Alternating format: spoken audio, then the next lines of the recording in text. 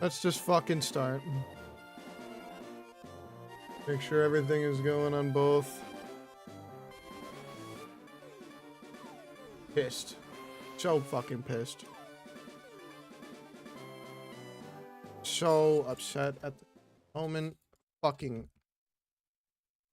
I don't know what the hell happened, but Elgato software fucked with my mic somehow. Ooh. Ooh, Elgato's gonna piss me off. I don't know what happened or why it happened, but Elgato's software fucked with the settings that I had on my mic, and now I gotta fix it after this fucking stream. I'm so irritated. I had my settings perfect for where I wanted them. And now they're just fucked up. Ooh. I hate technology. Technology is the biggest pain in my ass. Technology is the biggest pain in my ass. Oh my god. I don't know if it was Elgato's software exactly, or if it was a Windows update. I don't remember updating my computer. I don't know what happened. I don't know if it's on Elgato's side. I don't know if it's on fucking Windows side. Something fucked with my settings.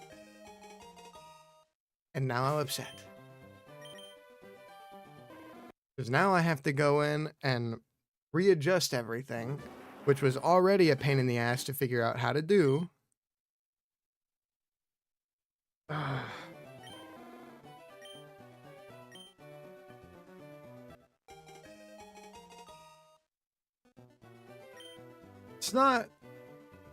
It's not hard to adjust settings.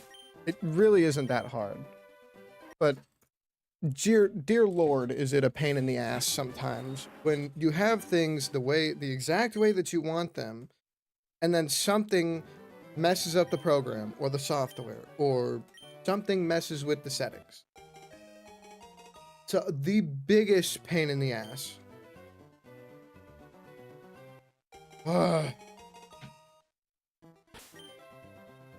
Hate when that shit happens. Hate it so much.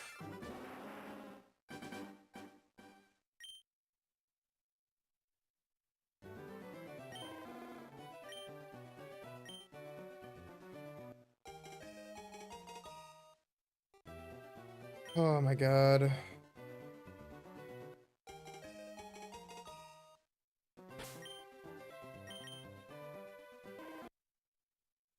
You know what? YouTube music's starting to piss me off too. I don't even know what this is. I don't even know what I'm listening to anymore. Everything... You know what? I'm not having a great technology day, period. Technology's pissing me off today. Just everything about it is pissing me off.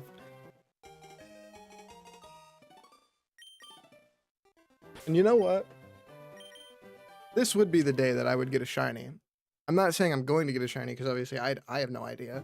But this would be the day that I would be getting a shiny too, when things are pissing me off. Because that's just my luck.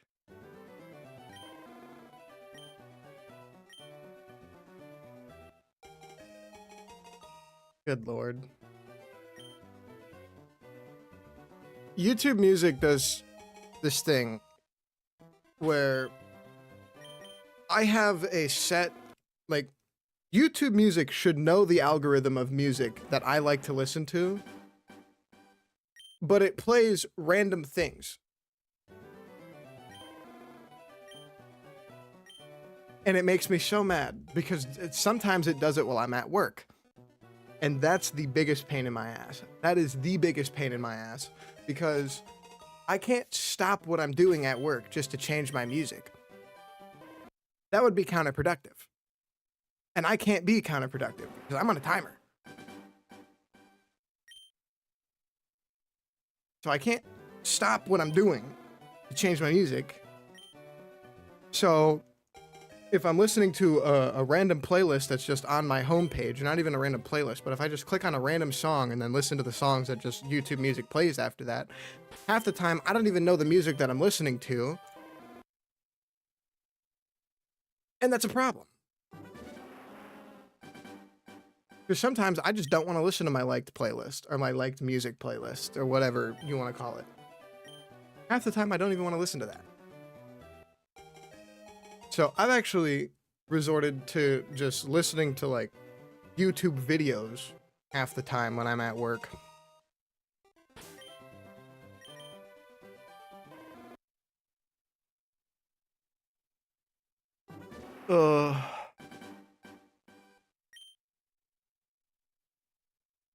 Oh man, technology's pissing me off. It actually seems like everything is pissing me off today. I was out earlier, and I swear to God, half the people on the road do not know how to drive. Either that or they intentionally are just stupid.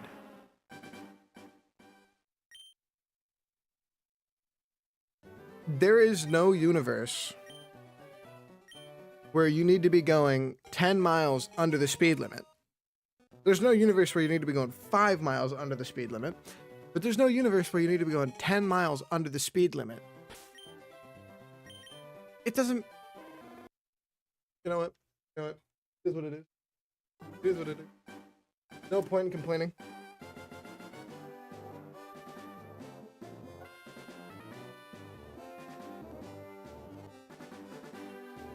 Hell in this room.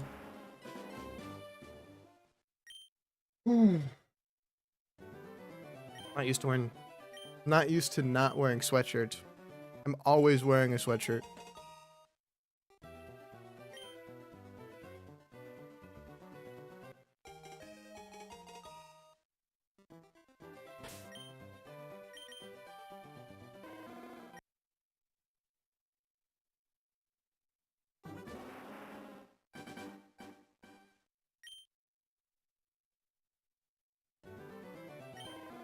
So, last night I was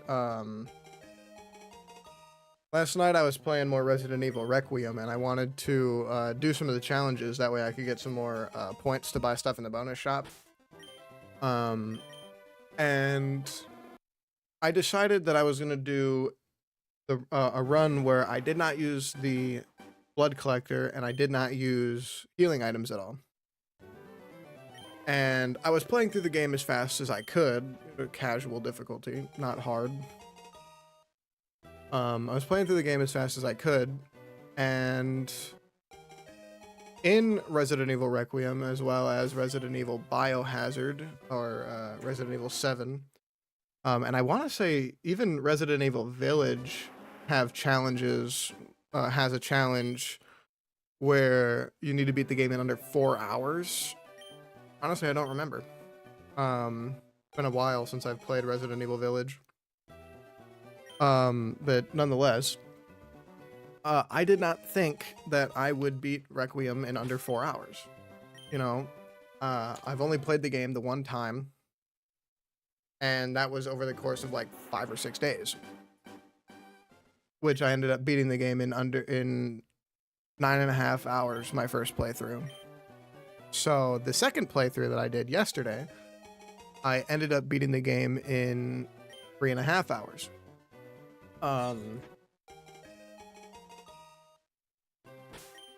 So I ended up doing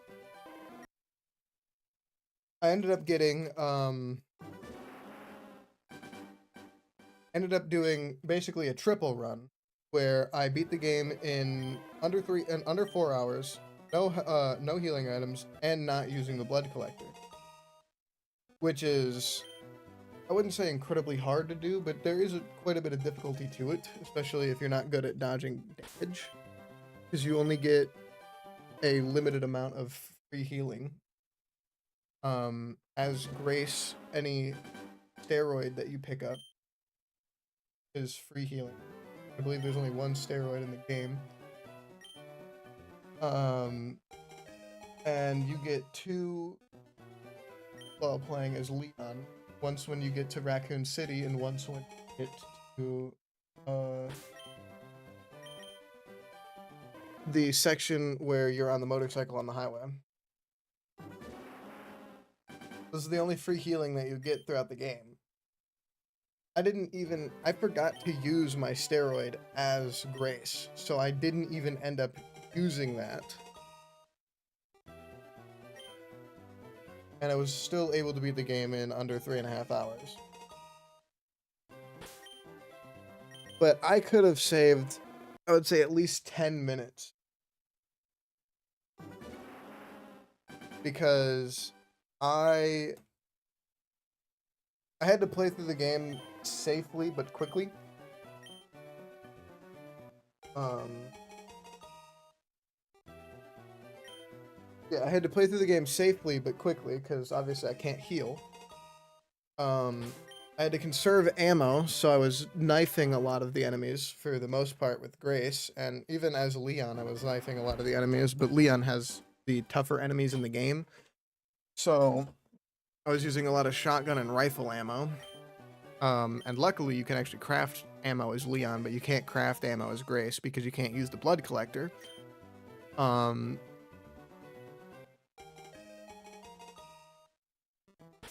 But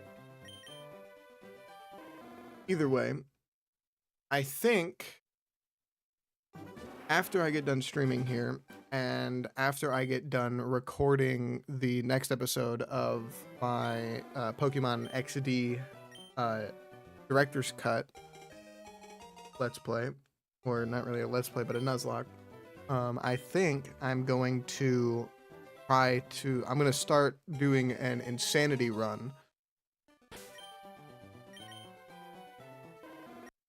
Yeah, I'm going to start doing an insanity run.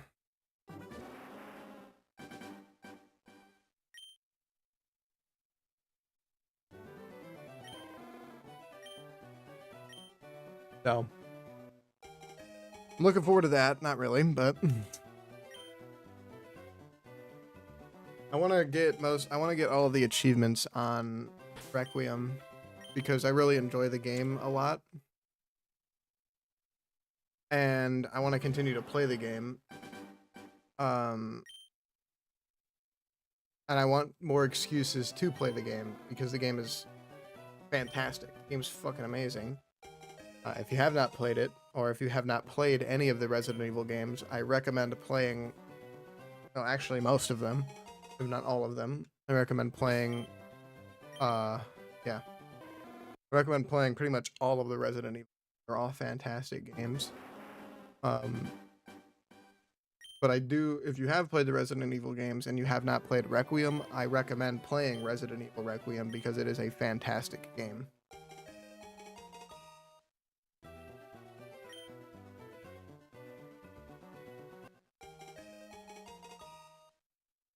As well as Village. I recommend you play Village as well. Village is great.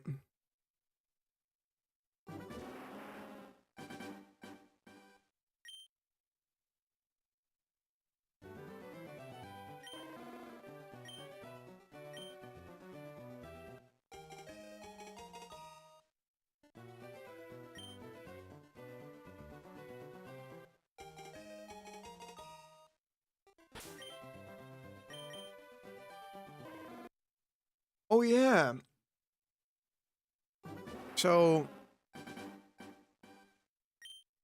I've talked about the fact that I'm doing a series on YouTube Shorts. I'm shiny hunting Arceus in Brilliant Diamond and Shining Pearl. And with those shorts, I have been trying to do kind of like an experiment type thing of like what's going to get more views over the long run. So on YouTube, you put tags on your videos so it can reach a wider audience. The algorithm can push it out to an audience using those keywords. I have a short where I use most of my shorts, I use 7 or 8 tags, mostly about Pokemon or gaming or YouTube shorts. One video, I decided I'm just going to use Pokemon shorts as a tag. That video did do not significantly worse, but did do worse over the first day that it came out than the other videos that use a wider variety of tags. And it's interesting to see because when you're uploading videos and making content, you want to do whatever you can to push your audio or push your variety or push your content to the widest variety of people at first. But doing that can also damage your content as well, because if your content lands on somebody's page and they swipe away or it doesn't connect to that person or whatever, if they swipe away and don't watch the video, it actually ends up hurting the video in the long run, because YouTube's algorithm is going to say, hey, this video isn't doing well, there's no point in pushing it out. So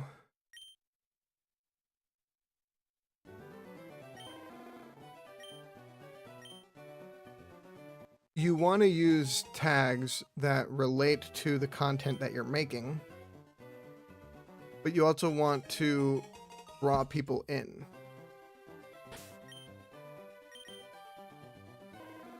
You want to make sure that people stay for the longest amount of time on the short or on the video or whatever. You want to make sure that people are staying to watch the videos. Hello. Sorry, I did not see your message. I've been talking about...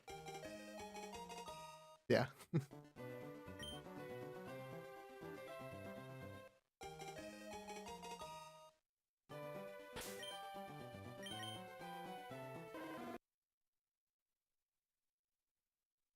How are you doing?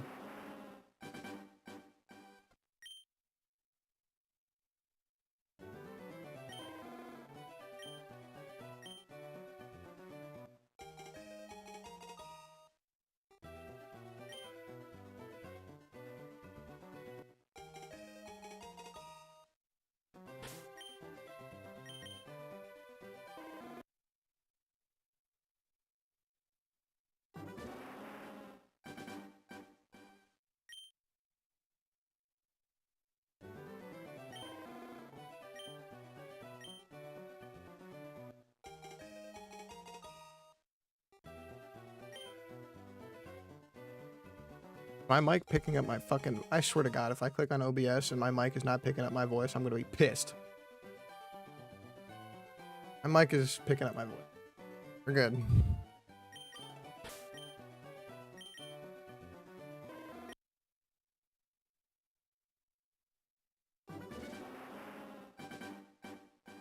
Oh, Lord have mercy. OBS is going to be the death of me. Actually, no. Elgato's going to be the death of me. Oh, Elgato's the one that's fucking with my shit.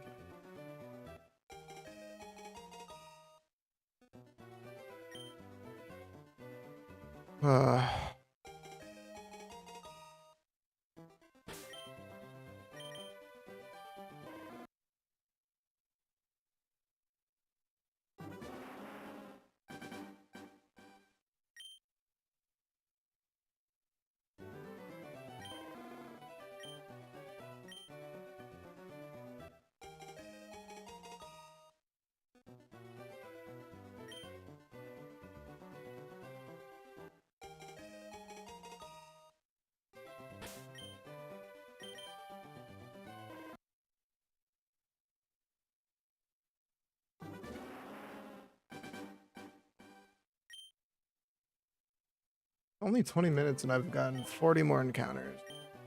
Yeah, that's roughly correct. About 30 encounters per 30 seconds per reset. What am I talking about? About 30 seconds per reset.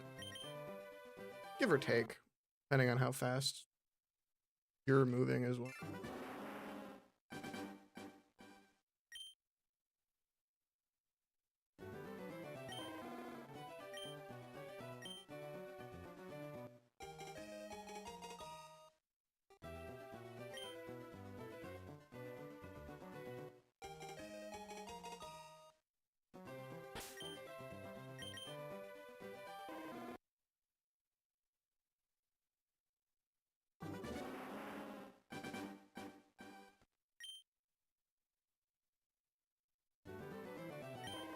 whatever.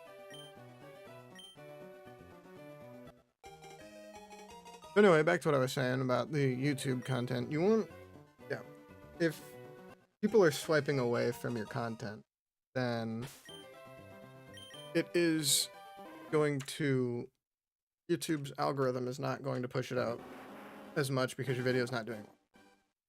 Like, even big creators deal with the problem of videos dying or videos not doing well, because, well, some videos just don't hit. I've got plenty of, I've been doing my Tiny Hunting Arceus series for 24 days now. I'll be recording day 25 directly after this stream.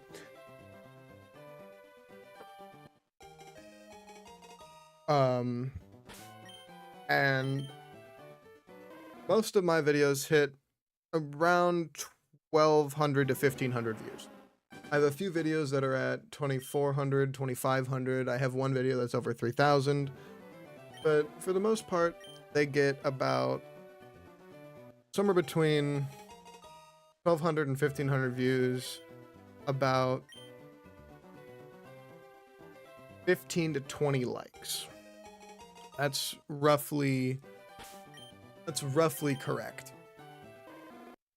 And over the past 24 days, my YouTube channel has grown almost double the size it was before I started.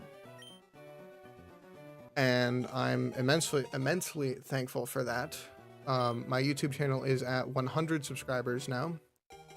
And I am, like I said, I'm immensely grateful for that. Thank you very much for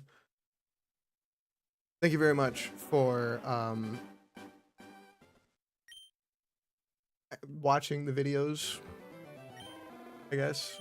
Thank you very much for hitting the subscribe button. Appreciate that a lot. And every time a video hits even one new subscriber, it gives me more motivation to keep doing this. So, thank you very much.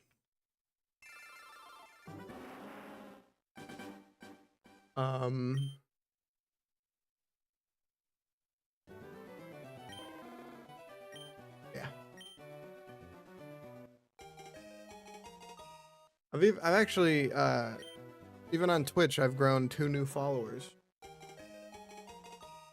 So, thank you for that as well. I need to check something really quickly.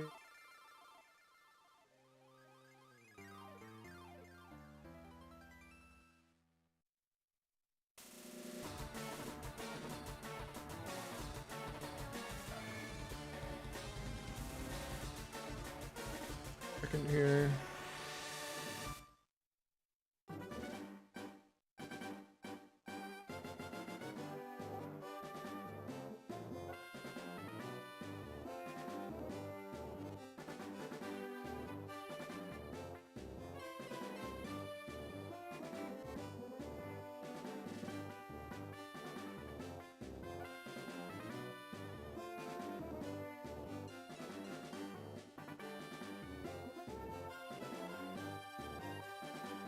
Okay.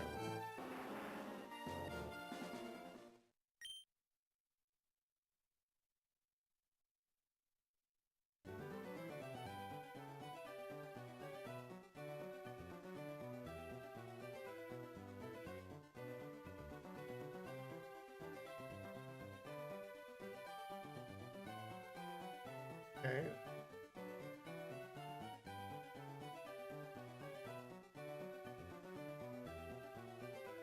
Okay, that does.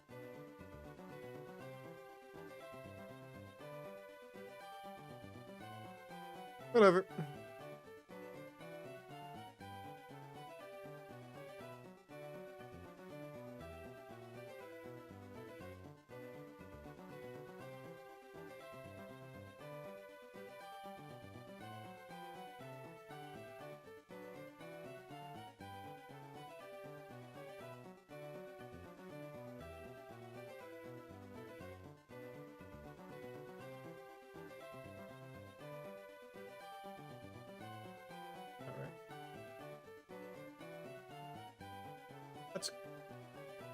actually that.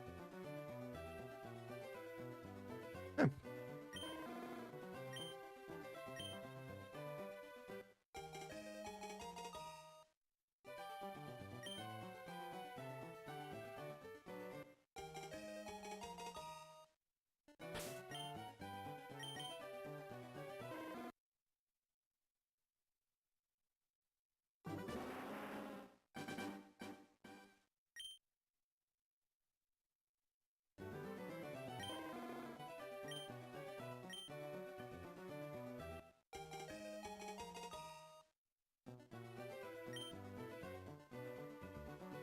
Hmm.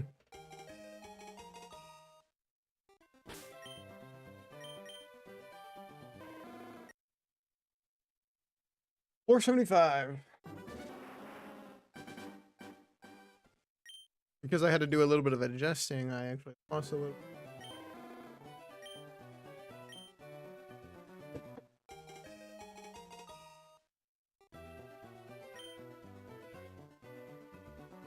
I unfortunately will not be able to do.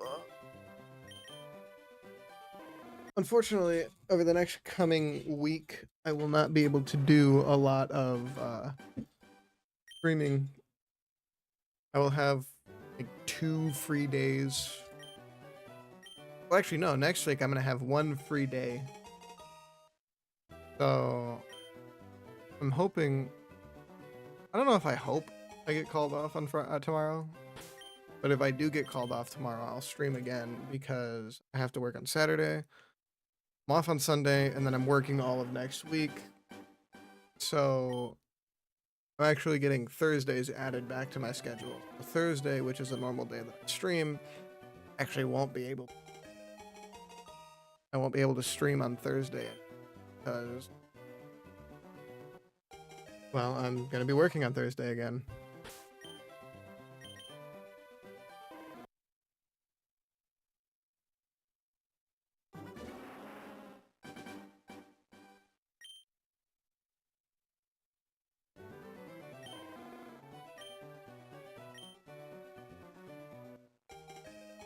Hmm.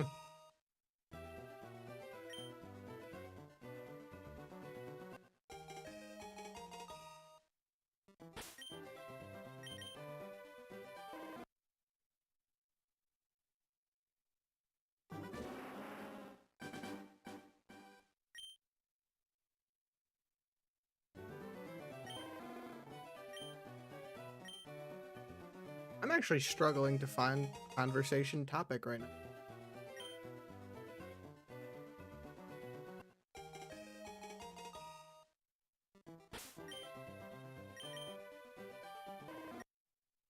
You know, I'm happy. I'm happy that I'm going to be working more. I'm sad that I'm going to be able to do content a little less than I have been able to. But I'm happy that I'm going to be able to work more because I have a truck that I have to support. And working more is obviously going to get me more money, which is very nice.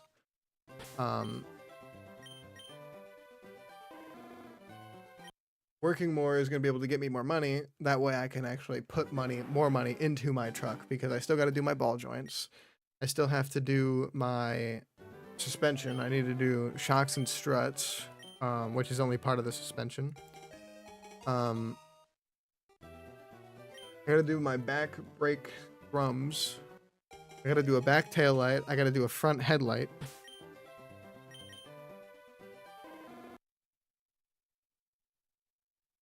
I'm happy. I'm happy in a way because I'll be able to make more money. I'm sad in a way because I'm not going to be able to make as much content as I have been. Although, to be honest with you, I've been slacking on that as well. With the release of Resident Evil Requiem, I put more time into playing that than I did into making content and making long-form videos, and I've really just been posting the one short every single day.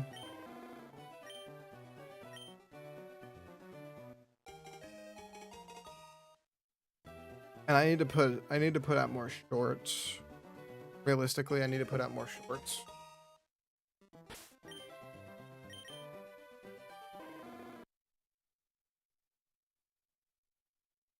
And I'd like to, anyways. I like to put out. I'd like to put out more, but at the same time,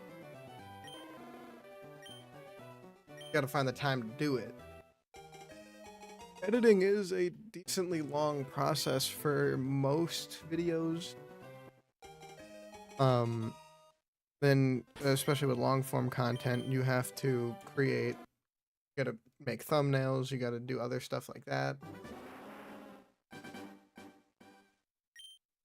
It can all be sort of a pain to deal with at times, but I do enjoy learning about it, and I'm constantly learning more about it, period. And it's nice. It is nice.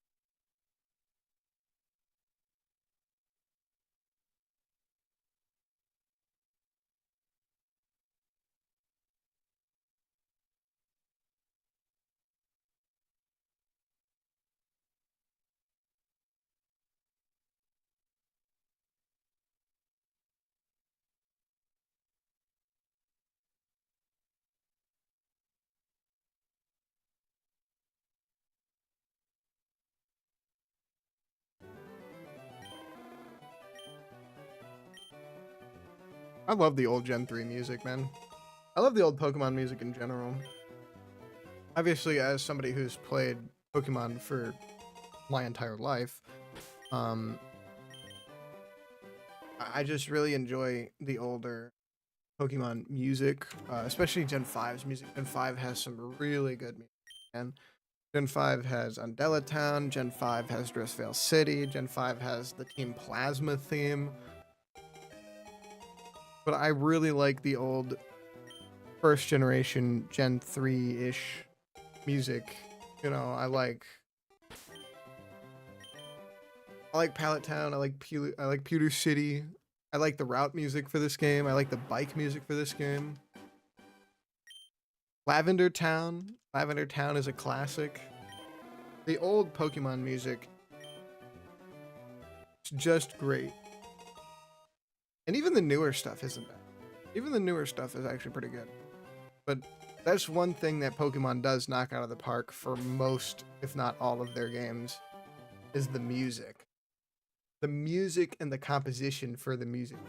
Great. Like, the title screen music for this game is fantastic. Oh, and don't even get me started on Pokemon XD and Coliseum. Freaking Mirror Bee, dude. Or Pyrite Town. Oh, dude. The old early 2000s, late 2000s. Just fantastic. Fantastic.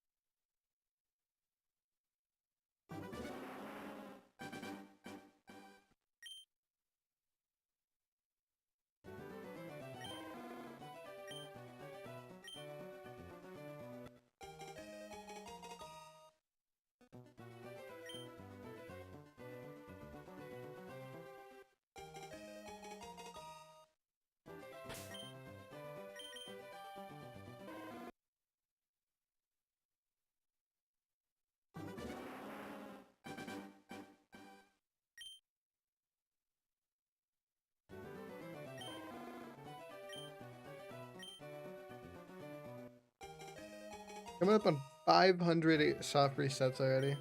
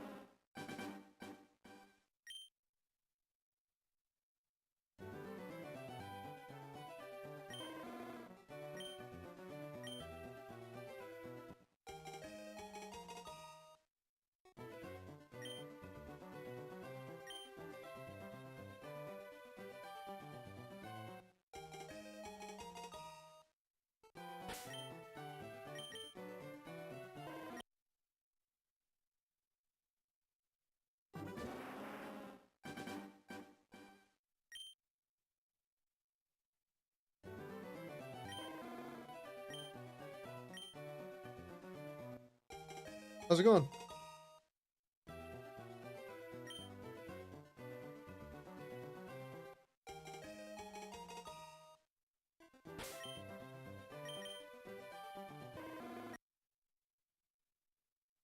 Hunting Bulbasaur, huh? Bulbasaur is a fantastic shiny.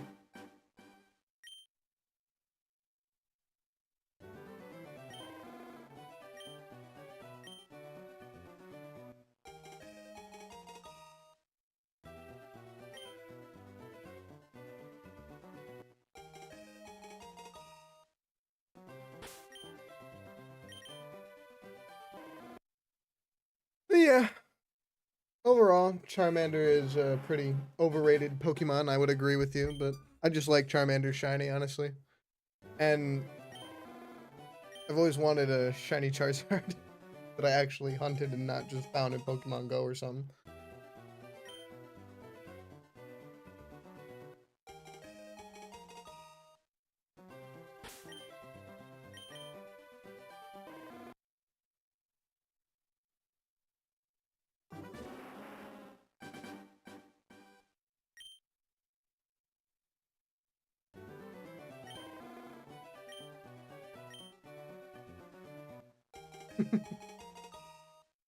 Yeah, wild encounters are gonna be a little bit longer than soft reset hunts.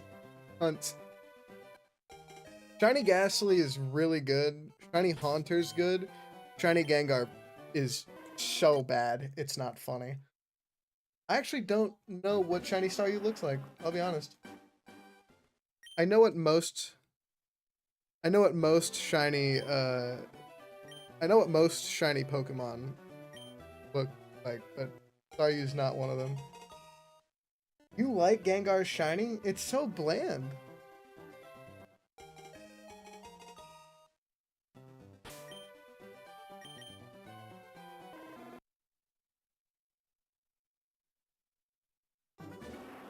Gengar is a great Pokemon, one of the best in Gen 1, but the shiny, it's just... Okay, I'll say this. Shiny Mega Gengar is fire. One of the best shiny designs, period. Shiny Gengar is literally just unsaturated Gengar.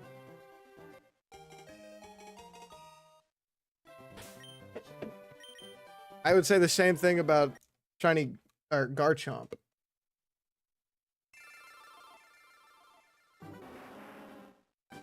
Using a macro. Nope.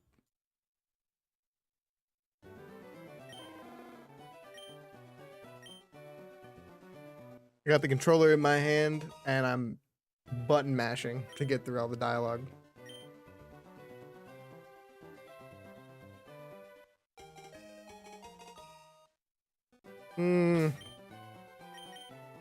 Shiny Garchomp is garbage, I'll give you that. But Shiny Gengar is right there with it. It's just desaturated.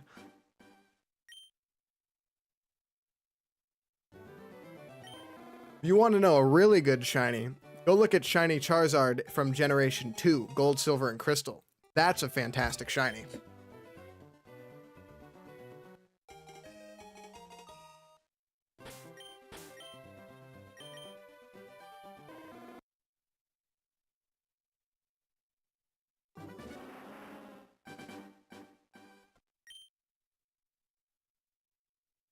Yeah, Venusaur shiny's pretty good. I think it's better than Blastoise's shiny, that's for sure. Blastoise is definitely the most bland of the starters when it comes to shinies.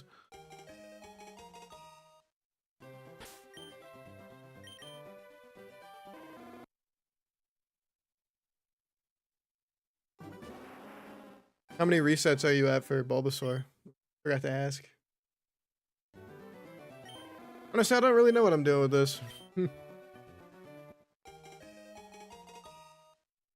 I definitely could Nuzlocke this game. I mean, I've played Fire Red and Leaf Green enough.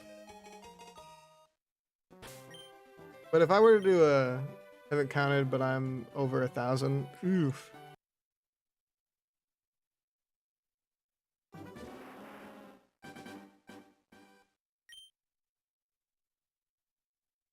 Yeah. If I were to do a shiny, or if I were to do a Nuzlocke for this game, I would want to do a shiny badge quest. A shiny badge quest Nuzlocke, or a shiny lock, period. Actually, now that I'm thinking about it, that's what I would do. But a shiny lock, I would have to look at the actual rules for a shiny lock because I don't know them. I think it's the same as a Nuzlocke, but you just have to find shinies. But I don't know if it's like a shiny badge quest where you would get a shiny after every badge.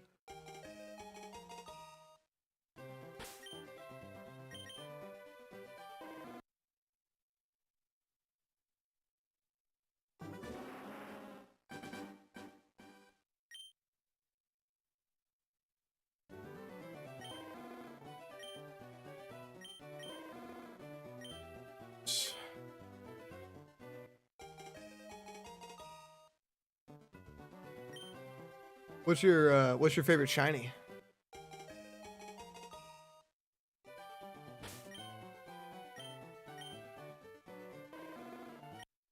Hey, that's fair.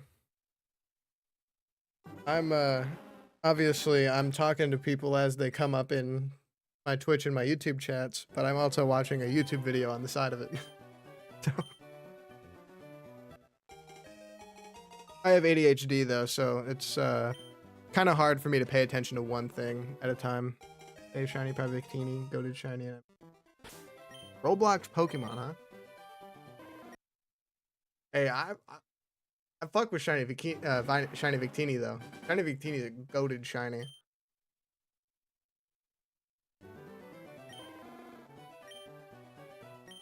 I've actually never really played Roblox.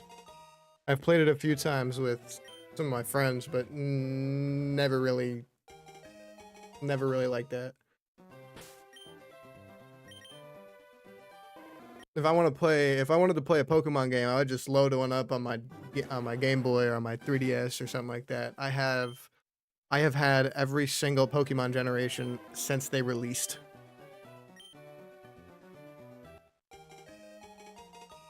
Yep.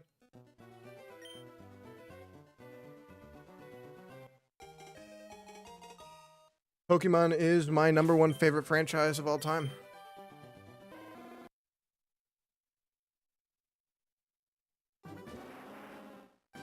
Pokemon and Legend of Zelda are my top 2.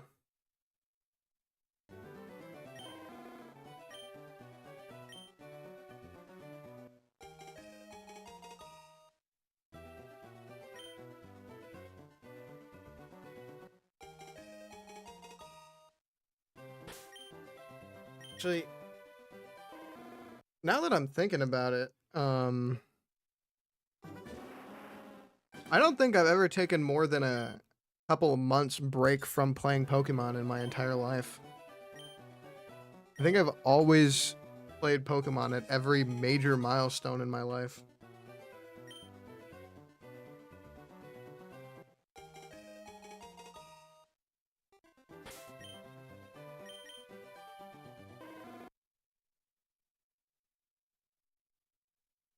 Grew up playing Counter-Strike? Oh, yeah.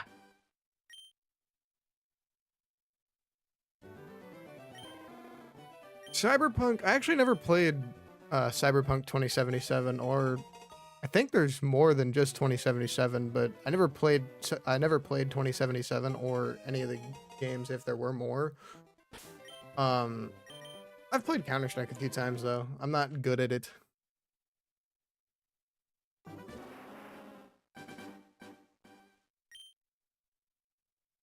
I'm not very good at shooter games, period. I play them for fun though. I'm okay with that. It's just 2077?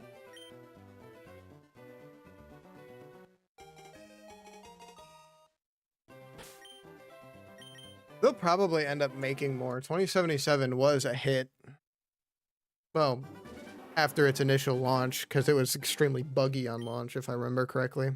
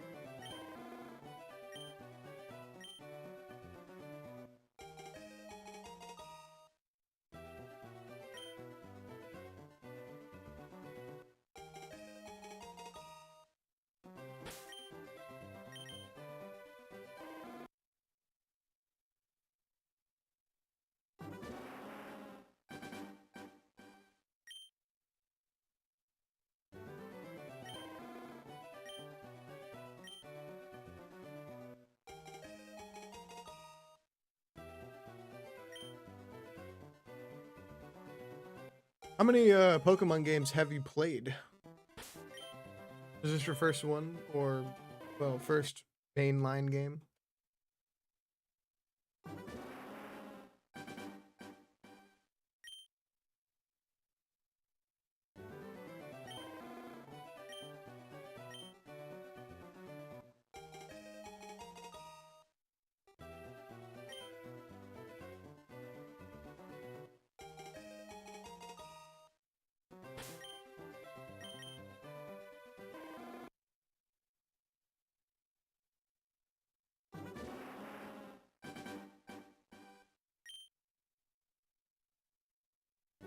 I recommend playing some of the older school Pokemon games. You know, Gold, Silver, Crystal, Heart Gold, Soul Silver, Emerald, Ruby, Sapphire. I recommend playing those games if you ever get a chance to.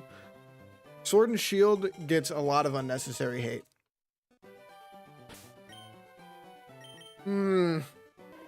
OG Diamond and Pearl. Platinum is the better version, the more expensive version, albeit, but it is the better version.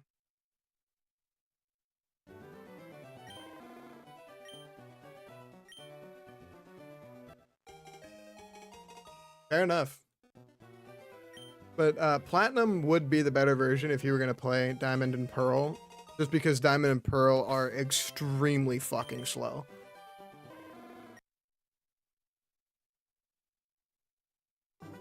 Also, you skipped Scarlet and Violet? Scarlet and Violet are goated games. They're very good, especially on the Switch too if you have one. Emerald, yeah, I'll give you that. Emerald is pretty peak Pokemon. I had a Switch Lite, and I know for a fact it wouldn't run. Yeah, that's fair enough. Scarlet and Violet would probably run at like 20 frames on a Switch Lite.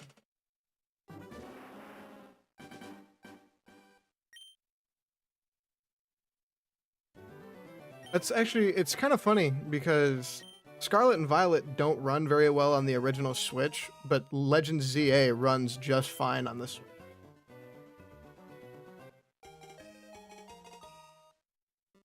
On the Switch too, both of them run perfectly.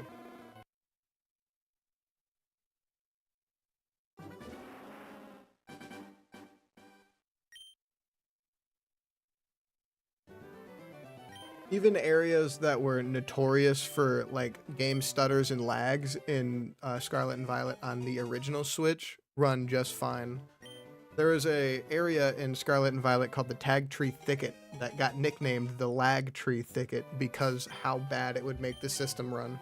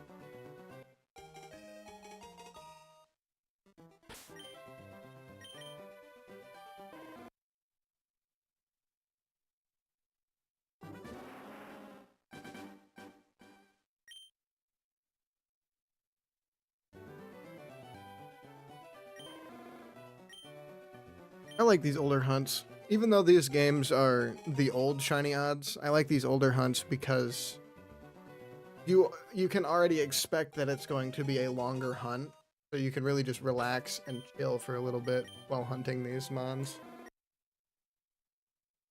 Because these older games have double the current or the newer odds.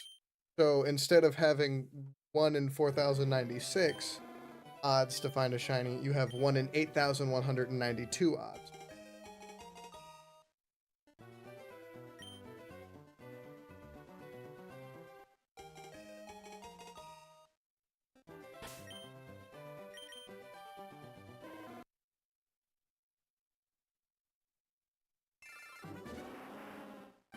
So I'm very much so expecting this hunt to take me a very long time. But I'm okay with that.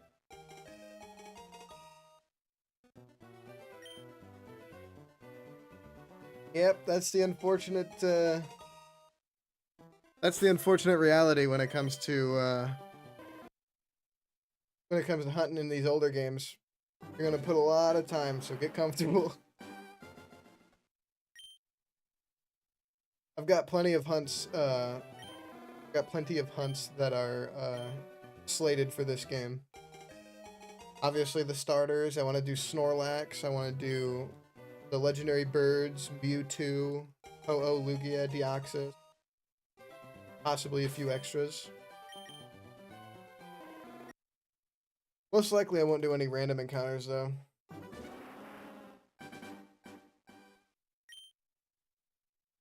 Yeah, I'll probably end up going for Eevee. All 3 of the Generation 1 Evolution Shinies are dog shit. So, if Emerald, Ruby, and Sapphire end up getting released on the Switch, I will trade it to one of those games and probably evolve it into Umbreon or Espeon. But yeah, I plan on going for Eevee as well.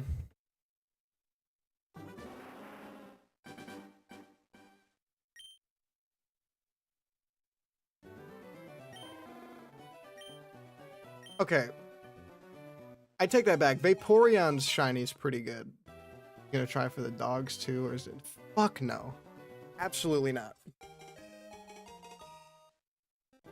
I don't know how to hunt the dogs in this game, but if I had to take a guess, since they're roamers, every encounter doesn't change the fact that it's a shiny. The shiny odds for that Pokemon are the shininess of that Pokemon being whatever dog you get for whatever starter you choose would be set at the time you chose the starter. I think. I could be wrong. But if that is the case, there's zero chance I'm doing that because I would have to play through the game every single time. Time you give some guy a stone. Really? I didn't know that. How's it going? I'm doing all right. How are you?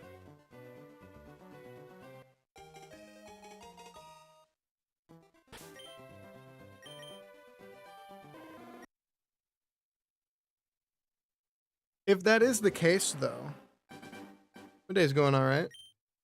If that is the case, though, then I might do the shiny. I might shiny hunt the dog. Then Suicune, I believe, I would get for Charmander. How's your day going, man?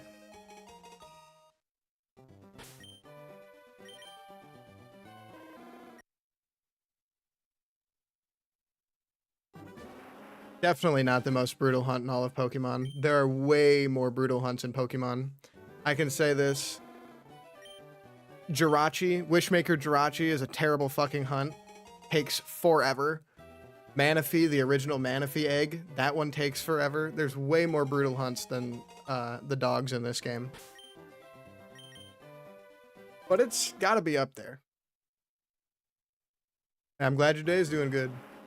We're fine, you know?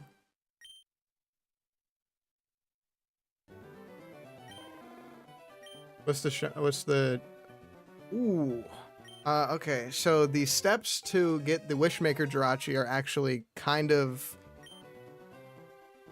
they're kind of interesting, okay? So, since when have you been playing the what? Fire Red. I started streaming this a couple of days ago, if that is the question. But the steps for the Wishmaker Jirachi are, obviously, you have to have Ruby or Sapphire on the original cartridge and a GBA. You have to have a GameCube, and you have to have the Pokemon Coliseum bonus disc. Oh, in general, I've been playing Pokemon my entire life. Like, my entire life I've been playing Pokemon. You have to have the Coliseum bonus disc, Pokemon Ruby or Sapphire, and you have to have a GameCube, you have to have a Link cord, and you have to have a GBA. In Ruby or Sapphire, you go to the point where you get the Pokédex, and then you connect your Game Boy to the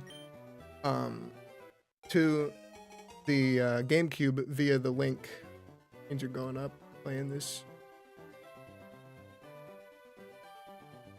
Yeah.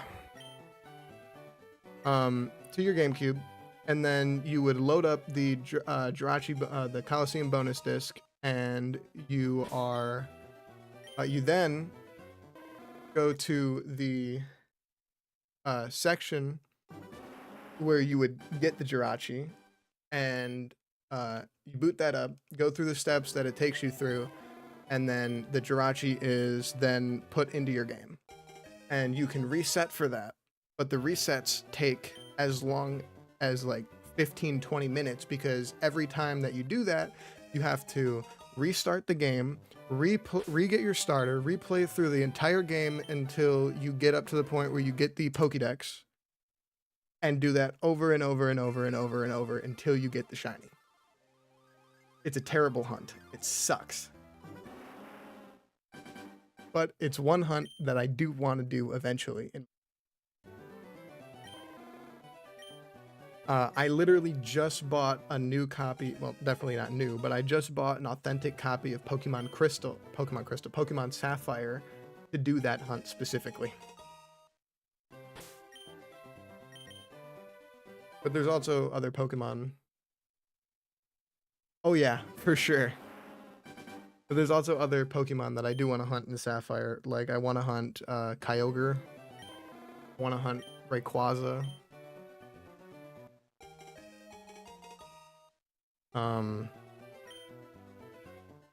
Yeah, that's actually pretty much the only 2 hunts that are really I can do in that game. And I can do the starters, but I can do those in Alpha Sapphire and Omega Ruby. And the Manaphy, the original way to shiny hunt the Manaphy is you would have to play through Pokemon Diamond, Pearl, or Platinum to the point where you can trade Pokemon. And then you would hatch the egg in one save file, because eggs, or that specific egg, is tied to your trainer ID or your secret ID or one of them. So that specific egg, if it's not shiny in one save file, it will never be shiny in that save file. But it can be shiny in a different save file.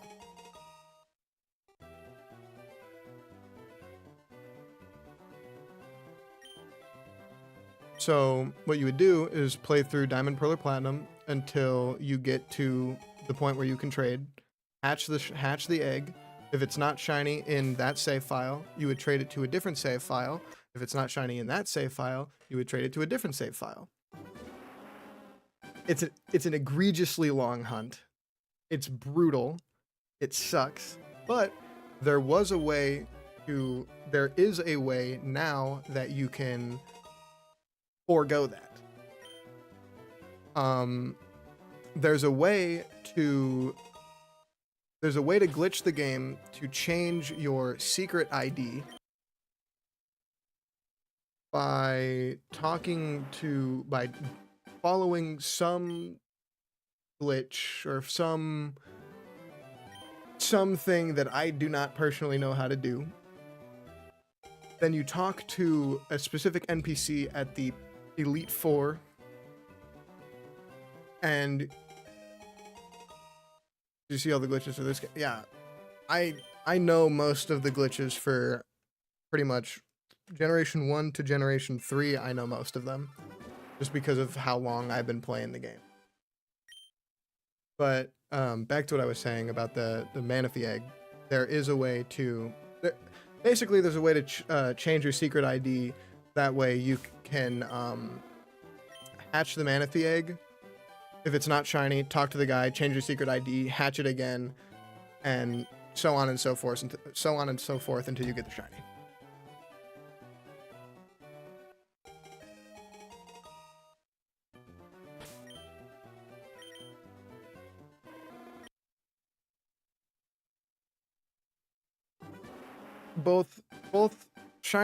Both hunts suck, basically. They're terrible. However, if you get them,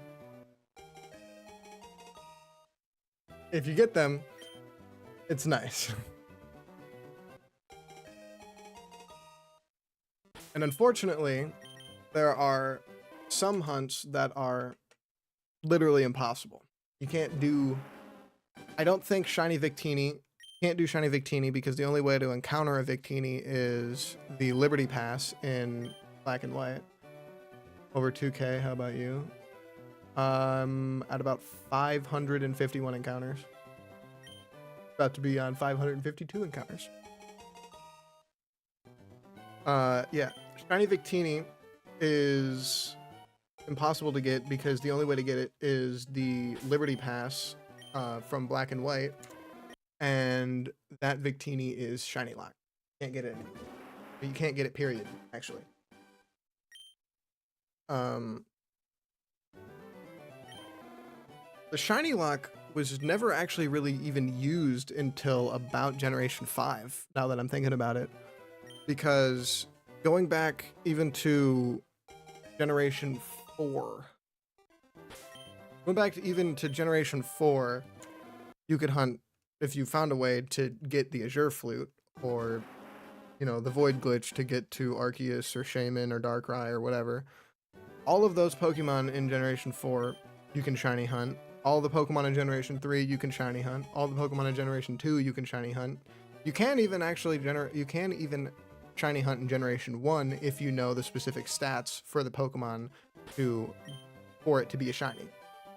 And I have seen people shiny hunt in Generation 1, specifically looking for stats, because when you transfer it up to Generation 2 or a newer game on the 3DS,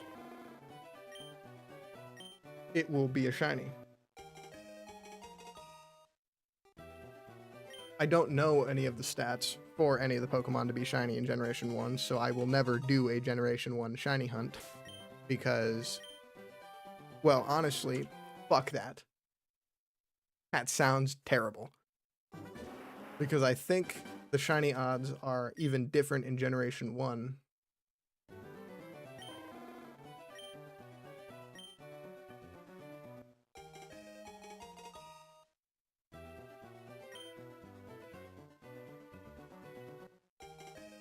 Oh, I have a lot more random shiny knowledge than I thought I did.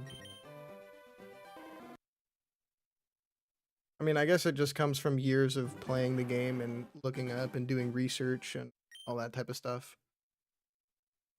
But you can even find shiny Pokemon in Coliseum and XD.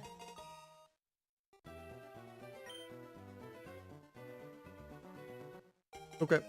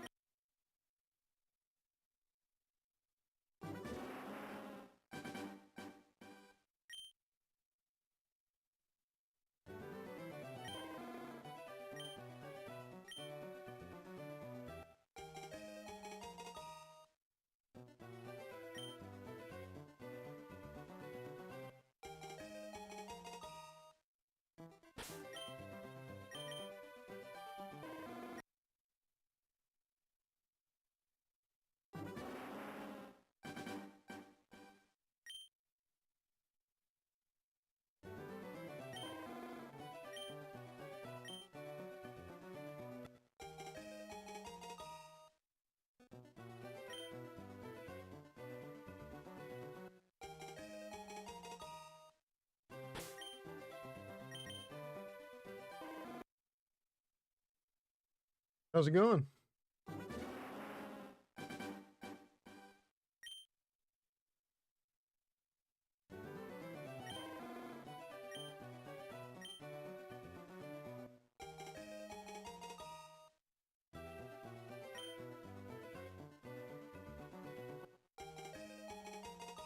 Yeah, probably.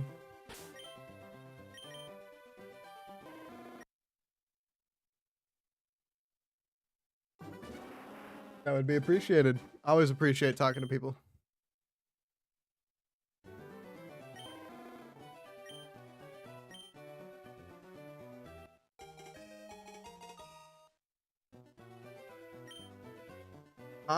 Typically I stream on my days off. Obviously I can't my work schedule conflicts with my time streaming, so I can't stream when on the days that I work, but on my days off I stream.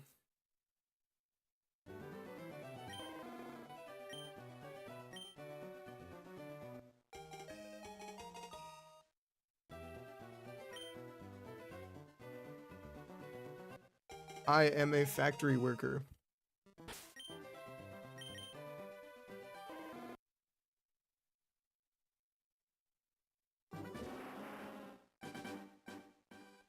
It's easy. People make it harder than it needs to be.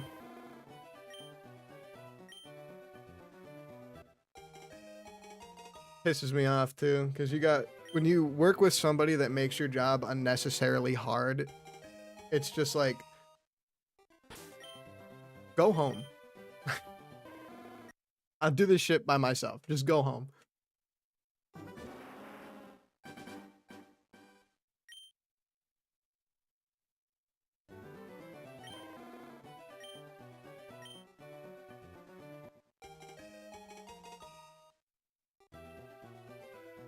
So irritating, man. It really is.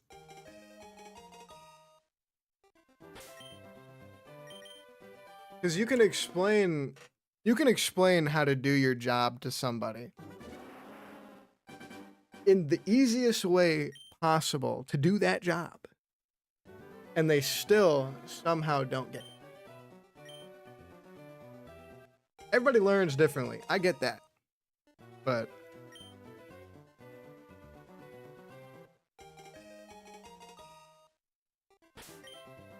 when your job is as easy as mine is, it cannot be more simple.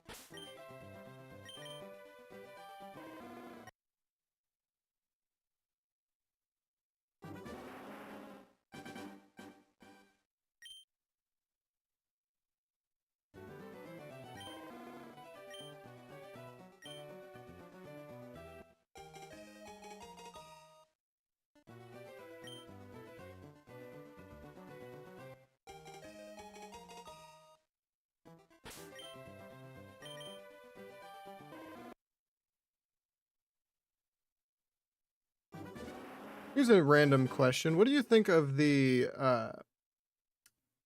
music in Pokemon games?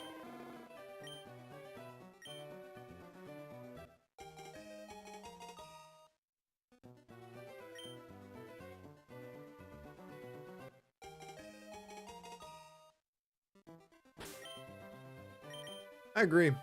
Pokemon music is some of my favorite.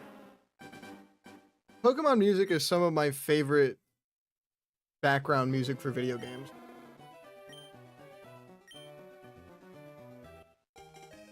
Although, I also like Dark Souls music. Love Dark Souls music.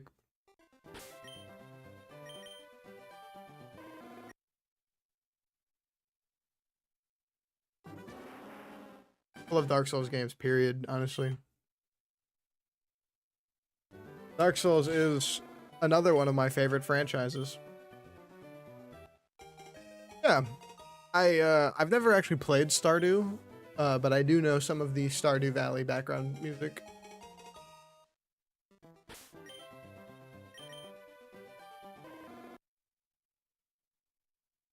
Stardew Valley.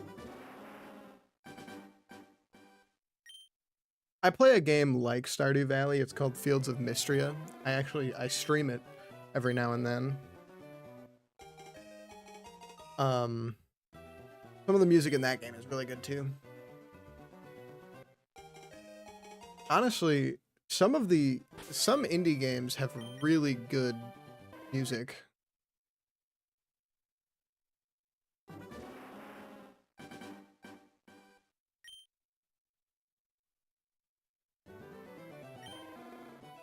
Like Hollow Knight Silk Song.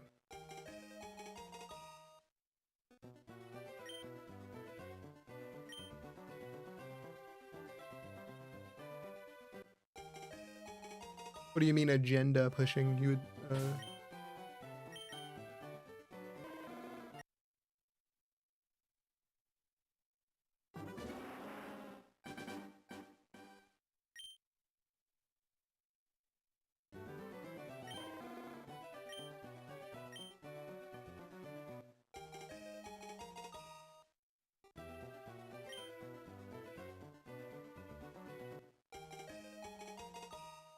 I just ignore it, honestly.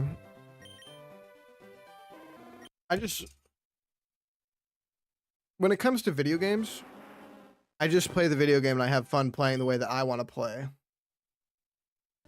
That's the way that I look at that.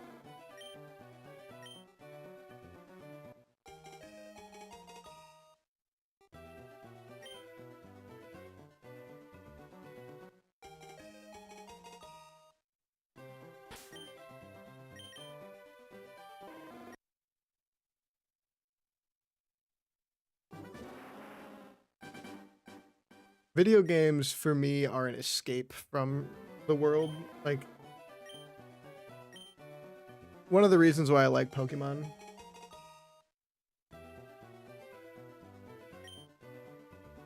I might get up to like 700, but probably not 1,000, no. If I wanted to hit 1,000, I'd have to start streaming sooner because getting up to 1,000 would push me into like 1 or 2 in the morning. And I don't know if I want to do that.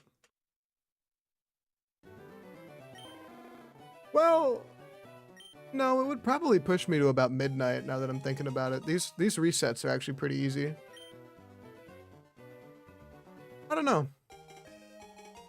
I'll think about it. It would depend on if I had people to talk to, because eventually this does get boring even for me.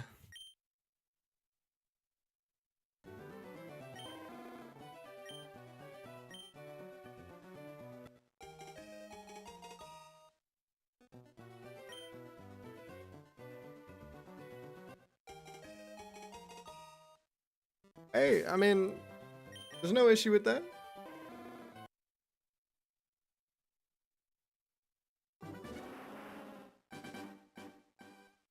Yeah, typically I stream until about 10 o'clock at night. I stream roughly about 2 hours every time that I stream.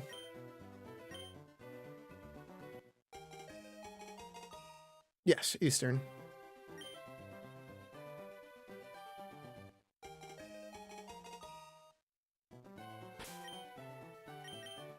But I am definitely open to the possibility of streaming longer.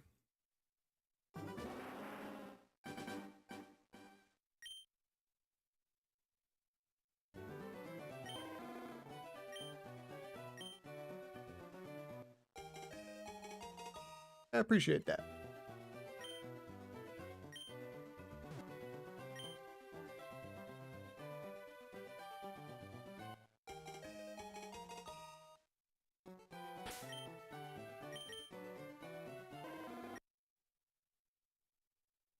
I'm hoping I won't even need to hit 1,000, but I'm fully expecting this hunt to go over 10,000 encounters. I always expect to go over odds when I'm hunting a shiny Pokemon. Especially with the way my luck has been. I've been extremely lucky, so eventually I'm gonna have to have a hunt that's gonna push me over.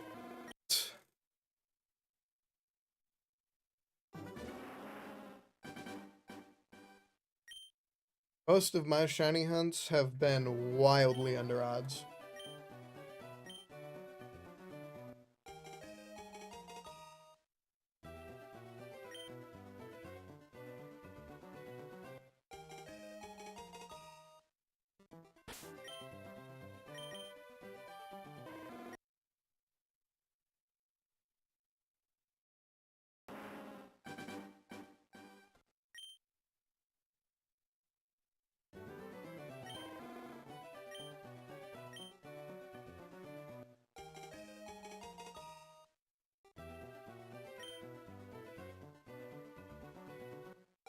I just realized I'm 1 follower off of my follower goal.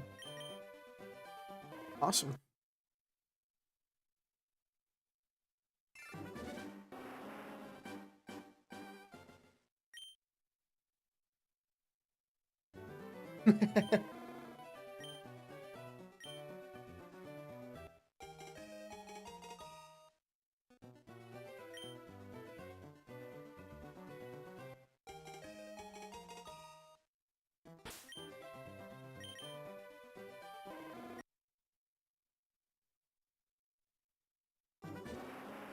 I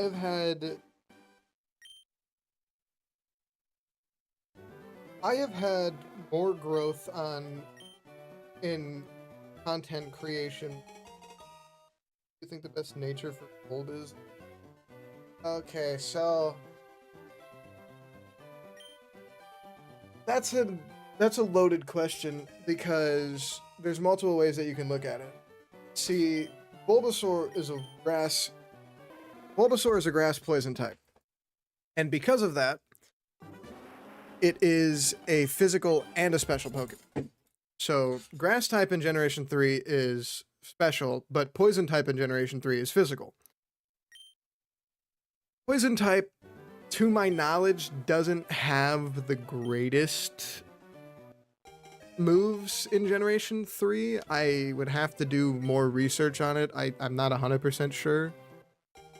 But I would say, realistically, something like Modest Nature would be really good, plus special attack minus attack. But you could also go for natures like, give me 1 second to find it. I have a nature chart here somewhere. Special attack minus speed, quiet nature. That's plus special attack minus speed. Plus special attack minus speed would be a good nature. So quiet nature, modest nature would be good.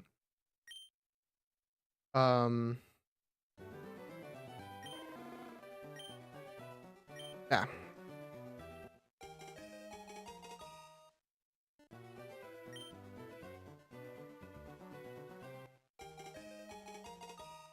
There are other natures that you could run Bulbasaur with, but it really all depends.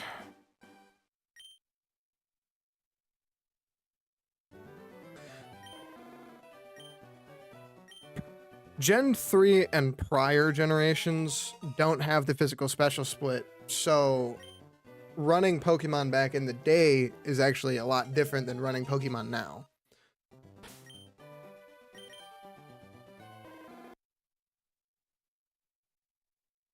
Kind of have to go off of typings instead of just moves.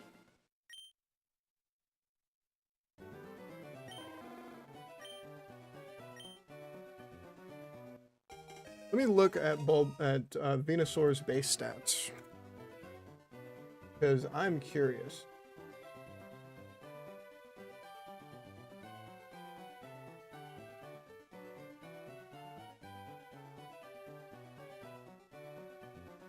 So Venusaur has 100 in special attack and special defense, 82 in attack, and 83 in defense.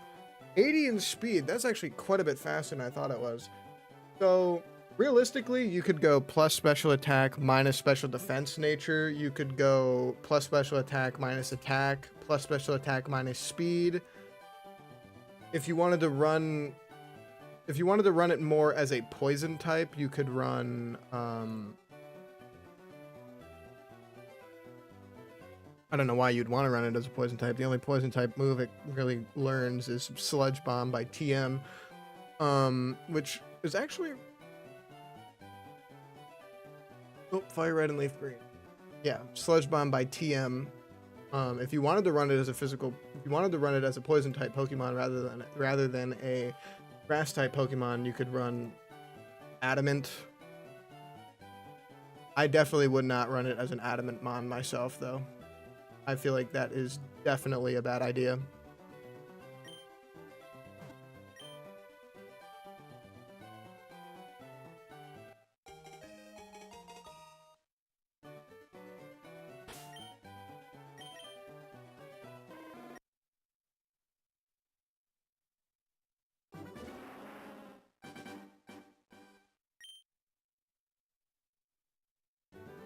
You know what? I think I might hunt one of the fossils as well. I think I might hunt Kabutops or Kabuto. I prefer Kabuto's shiny over Ammonite's shiny, but I definitely want to hunt one of the fossils as well.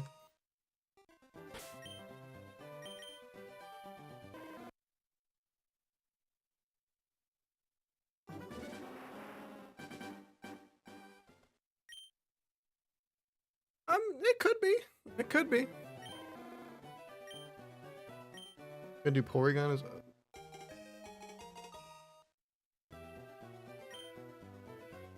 Possibly. Possibly. That would fully depend on if I feel like grinding out nuggets with the nugget bridge glitch.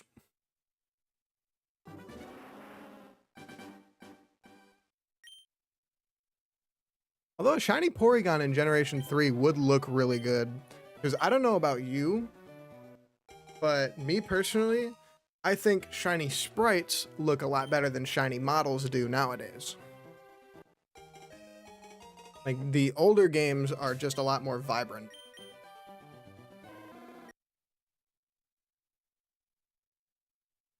I don't hate 3D Pokemon. I just don't think they look as good as they did back when it was Pokemon sprites instead of Pokemon models. Legends ZA really made a lot more Pokemon, like, brought the life back into a lot more Pokemon. And Winds and Waves is looking really good.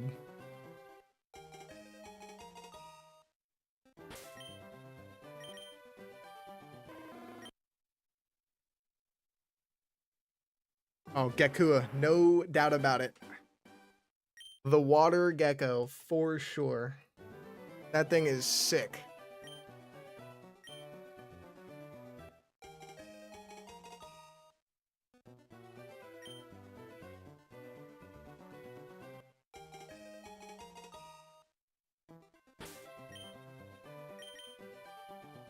I don't hate any of the Gen 10 starter designs,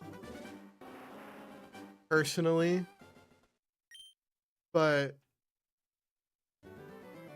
there's a lot left to be desired, I will say that.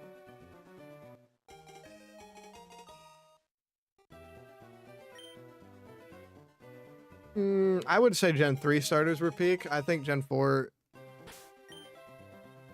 has good starters, but Gen 3 was good. Gen 9 was decent, but yeah, those Gen 10 starters are 6 out of 10. Yeah, 6 out of 10 at best. I'll give you that.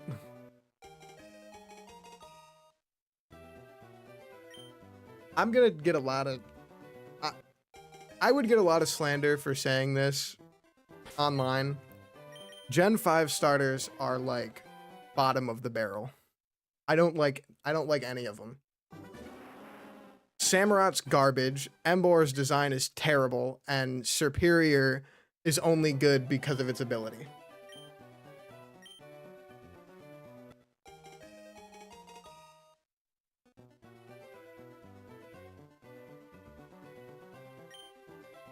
Gen 5 is worst tier for sure. I agree with that 100%. I think we have to say the final stages before we make judgments. Personally, I wouldn't say they look bad just off of the first stage. No, for sure. You would definitely have to see the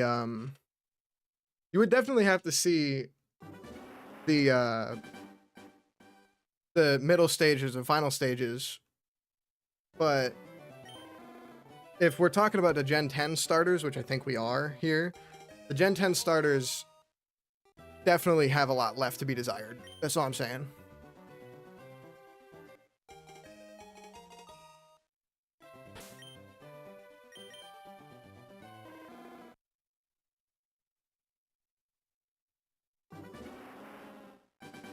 This is going to be interesting. Now I have two people commenting in two different chats. Hopefully they'll evolve into something good. I still can't forget the Gen 8 fight. The Gen 8 final forms aren't bad, man. What are you talking about? Inteleon is kind of whack, but Scorbunny is pretty cool, and so is Rillaboom. Samurott doesn't look bad, just not great statistically, but I don't agree. But I do agree the Gen 5 starters are lacking. It's a shame for such great games and story modes. Dude, Gen 5 story is so good. Don't like Rillaboom's drum thing, but as a monkey, he's calm. Inteleon's garbage. Rillaboom, I think, looks really good. YouTube chat. Samurott. I like Hisui and Samurott. Hisui and Samurott's pretty good. But the Gen 5 starters are the biggest downfall of Generation 5. And that seems to me like an opinion that is not a popular opinion. But I don't care. That opinion is the correct opinion. Gen 5 starters are terrible. Although I'll say this, Embor's shiny, that's great. That's a great shiny.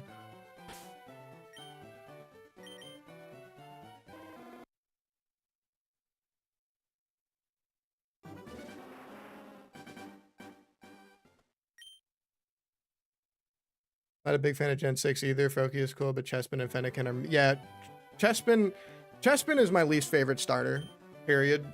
Fennekin is... I like Fennekin's design. I'm not a huge fan of...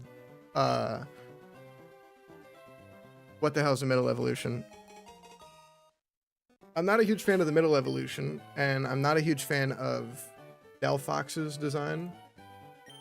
But Froakie is great.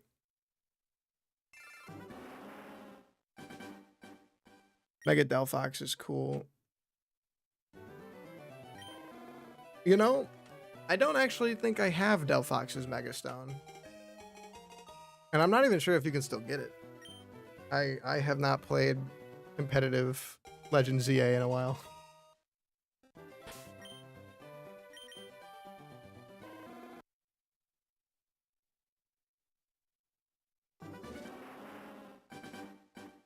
Actually, I don't even know what the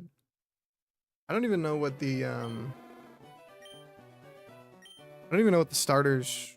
I don't know what the Mega Stones are for the new seasons are.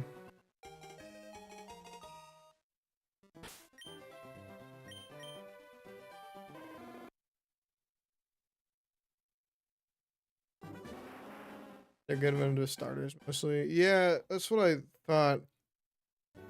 I could have thought that I could have sworn that I thought the Gen 3 starter Mega Stones were being given out right now with the competitive scene for Legend ZA, right?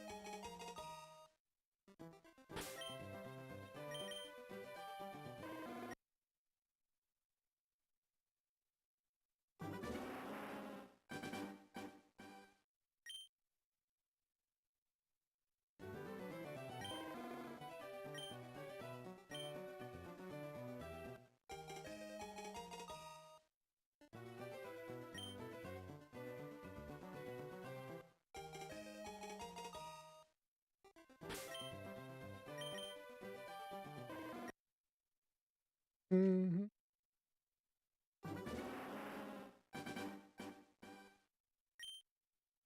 You know what? I have a question for you. What do you think of the Generation 2 starters?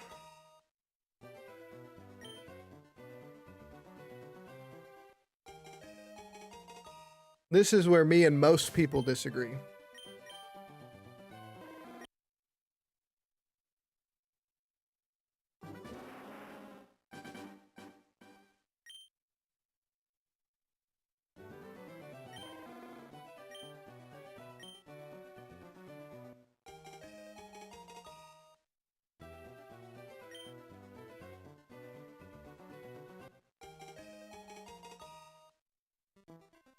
I don't like Chikorita at all. See, I knew it.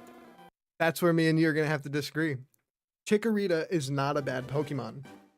Chikorita is a good Pokemon, especially after getting the Fairy type in Legends ZA. I love Chikorita.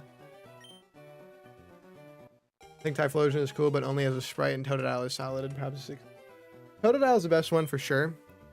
Typhlosion is very good.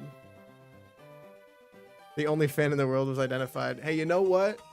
If the world is against Chikorita, I'm against the world. Chikorita is a good Pokemon.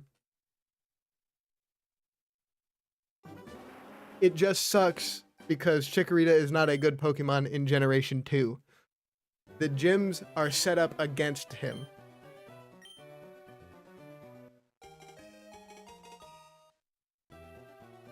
Chikorita is a good Pokemon. Actually, yeah, I do like Meganium.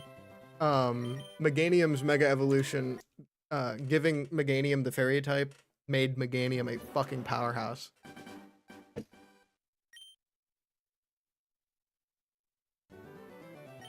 Because Fairy is the best offensive typing in Pokemon, period.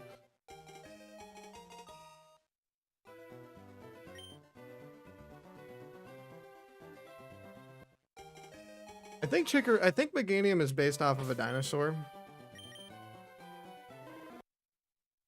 Pretty confident.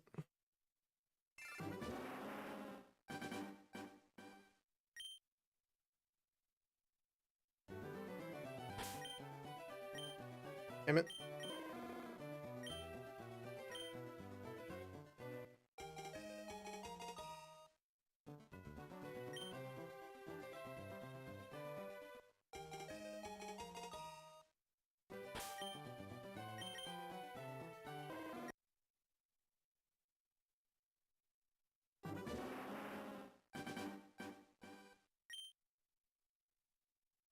You know what, damn it? I want to hunt shiny Chikorita in ZA now. I gotta see what shiny Mega Meganium looks like.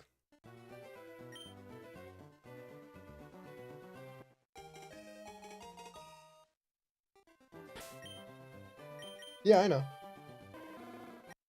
I have a shiny Mega... Not a shiny Mega. I have a shiny Chikorita in not Sword and Shield, Scarlet and Violet that I hatched when filling out my Blueberry decks. But it's more so the experience of hunting in those games. Like, I can hunt a shiny Charmander in any fucking game that I want. But shiny Mega Meganium looks like Garchomp. It's so subtle and more faint coloring. Coming from the person that likes shiny Gengar. Okay.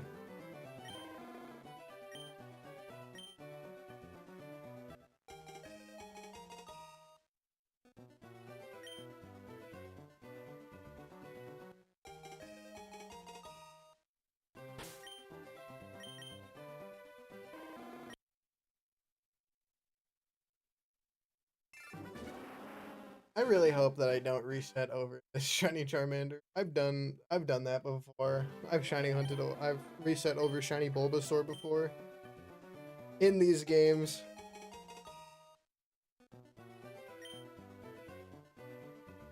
Oh, trust me, it was. It was.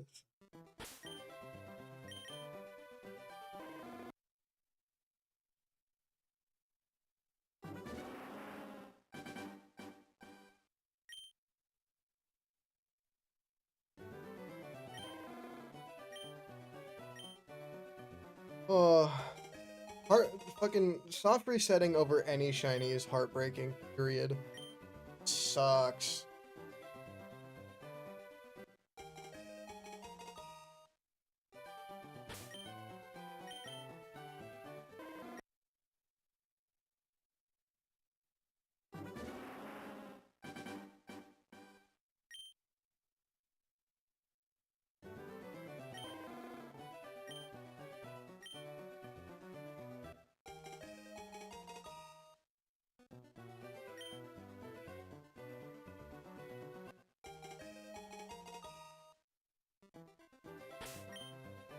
We should be getting Pokemon Home support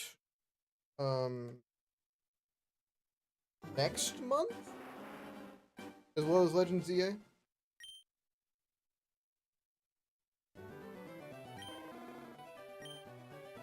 It might be. I'm not sure, honestly.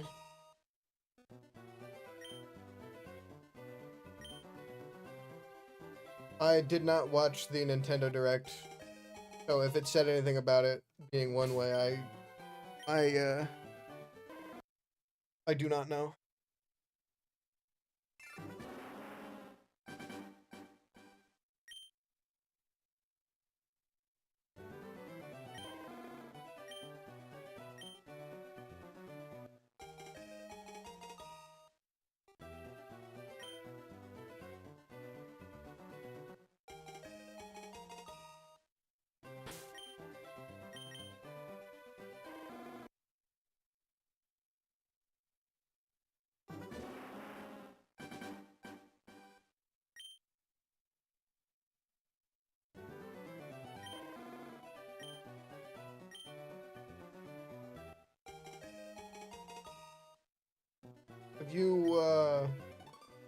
Have you tried out any of the Resident Evil games?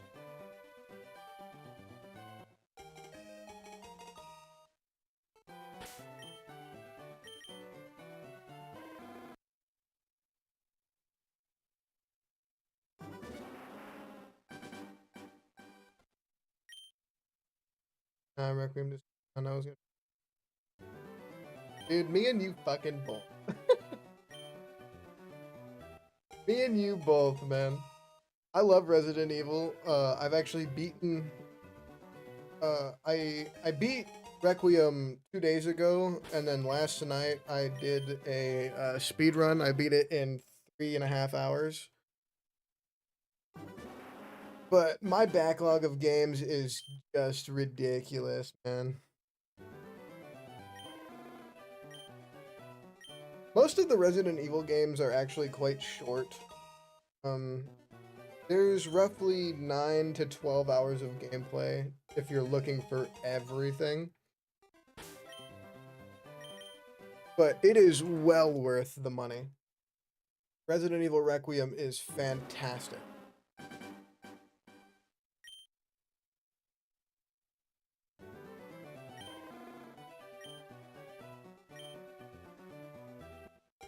I don't know how it runs on Switch. I own it on PC. Based off the fact that it runs at a smooth 60 frames on the Steam Deck, I would have to imagine it runs well on the Switch too. But I'm not confident.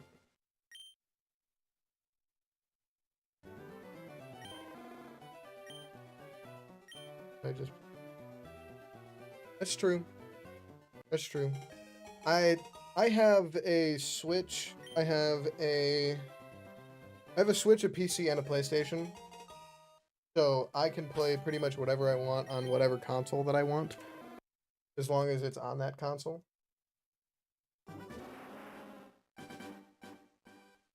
Rip Xbox. Fuck Xbox. Fuck Xbox and fuck Microsoft.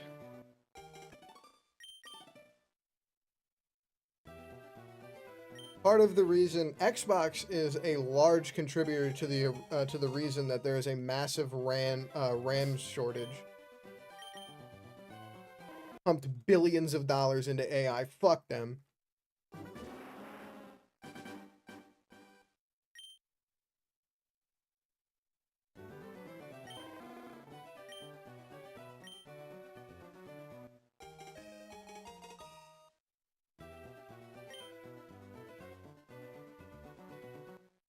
Not to mention, I'm pretty sure Microsoft laid off a bunch of their employees and studios, didn't they? And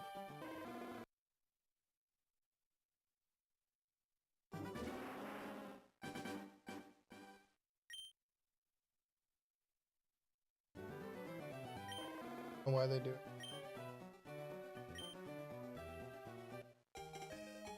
If we're talking about the AI, it's because AI is... Realistically, AI is the future of shooting. and it fucking sucks. But AI, a lot of the AI data centers. Oh, I get what you're saying. Microsoft buy X Studio and fires everyone. Studio make original games. Yeah, it's Sony does it as well. Sony actually just closed down. I think their studio they closed down was Blue Point. They made the Demon Souls remake. So the hope for a Bloodborne remake is kind of non-existent at the moment. Sucks because Bloodborne's one of my favorite games of all time.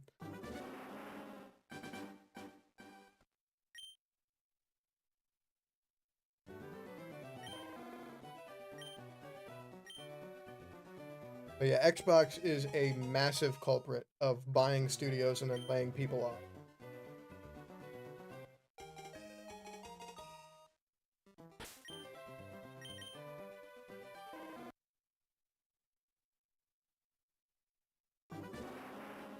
Ubisoft is another one that I just don't fuck with anymore because Ubisoft has had to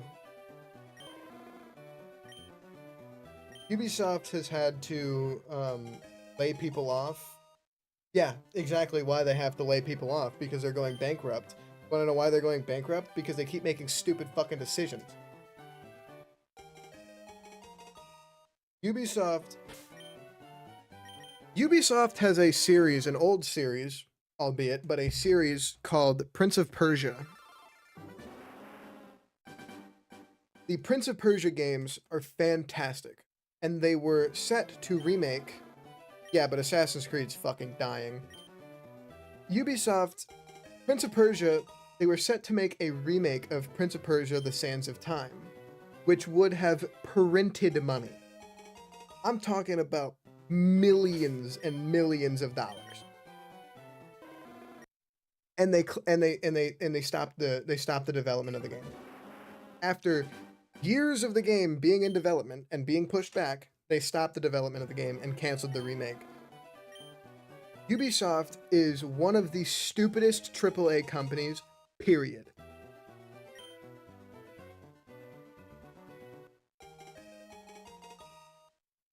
I can talk shit on Ubisoft all day. Assassin's Creed hasn't been good since Black Flag. Rainbow Six Siege is terrible. Prince of Persia, they canceled the fucking remake. Ubisoft realistically hasn't made a good game in over a decade. Ubisoft's wait, was it Ubisoft or was it Bethesda? Remember Assassin's Creed on the Xbox 360, but now Ubisoft and Xbox are both dying. To me, it's not sad, but let me look this up real quick. Was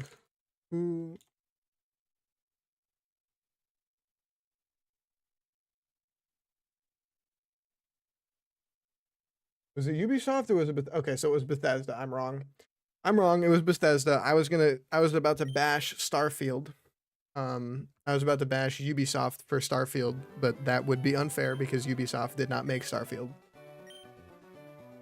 But you know what? Now even thinking about it, Bethesda's another gaming company that I can bash to high hell because their last good game was fucking Skyrim, and that came out 15 years ago almost. Probably, maybe longer. I actually don't know when Skyrim came out. But Bethesda, you didn't like the recent Fallout? Wasn't the most recent Fallout Fallout 76? And that came out like almost 10 years ago now?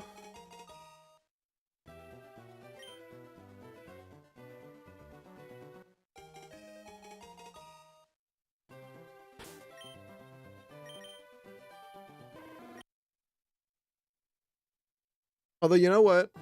I can't say Bethesda's last good game was Skyrim because the Oblivion remake was really good.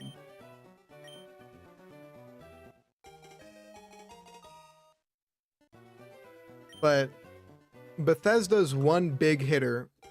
You're right. I don't know why it seemed more than 8 years ago. Yeah. more recent than 8 years ago. But yeah, Bethesda's one big hitter was supposed to be Starfield. Starfield was terrible on launch. What do you think of Borderlands as a series? Borderlands is a good series, just not for me personally. I can have fun playing Borderlands, but I get bored extremely quickly. And I also heard that Borderlands 4 specifically was not well optimized.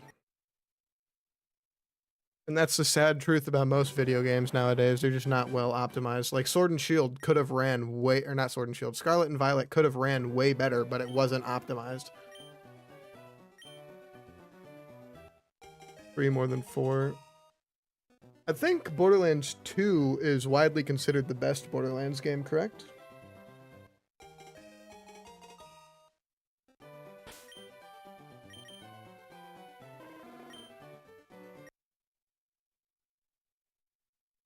Probably I only played 3 and 4. That's fair. Why did you... What? They played 3 and 4. That's wild because they're sequels to each other. So 2 plays into 3, 3 plays into 4, I'm pretty sure.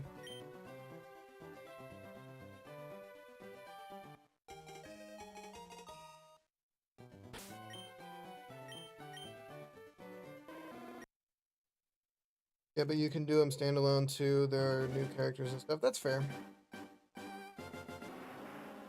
That's fair. I would have to talk to one of my other friends, or one of my other friends who realistically know the whole, like, what order to play the games and all that, and how much content you're missing by skipping dead games. Because some of my friends are big Borderlands fans.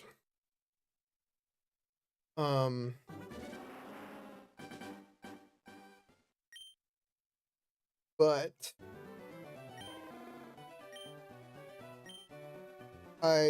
back to Bethesda for a second.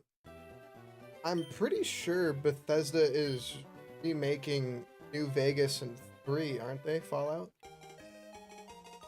Or was that a rumor?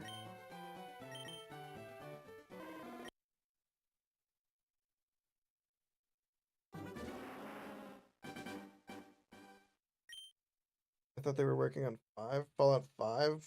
I have no idea actually. I don't know if Bethesda has their own showcase day like some other companies do. Actually, you know what? Now that I'm thinking about it, I was talking to a different chatter in one of my Fields of Mystria streams, and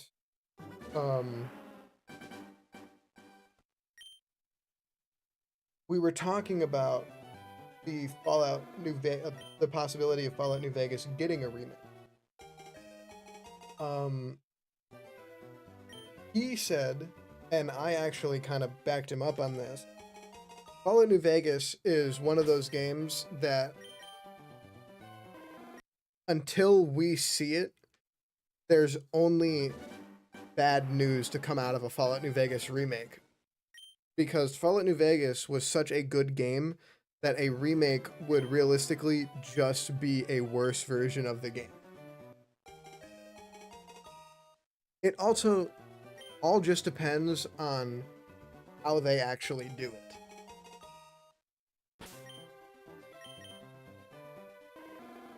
Pokemon Emerald Syndrome? What do you mean?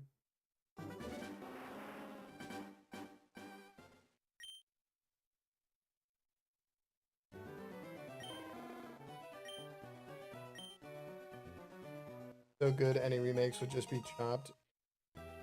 Okay. Omega Ruby and Alpha Sapphire were pretty good remakes, okay?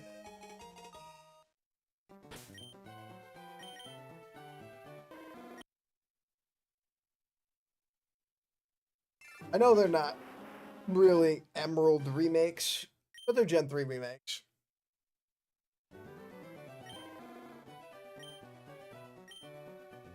realistically, if they wanted to do the Kingdom Come, like Kingdom Come Deliverance,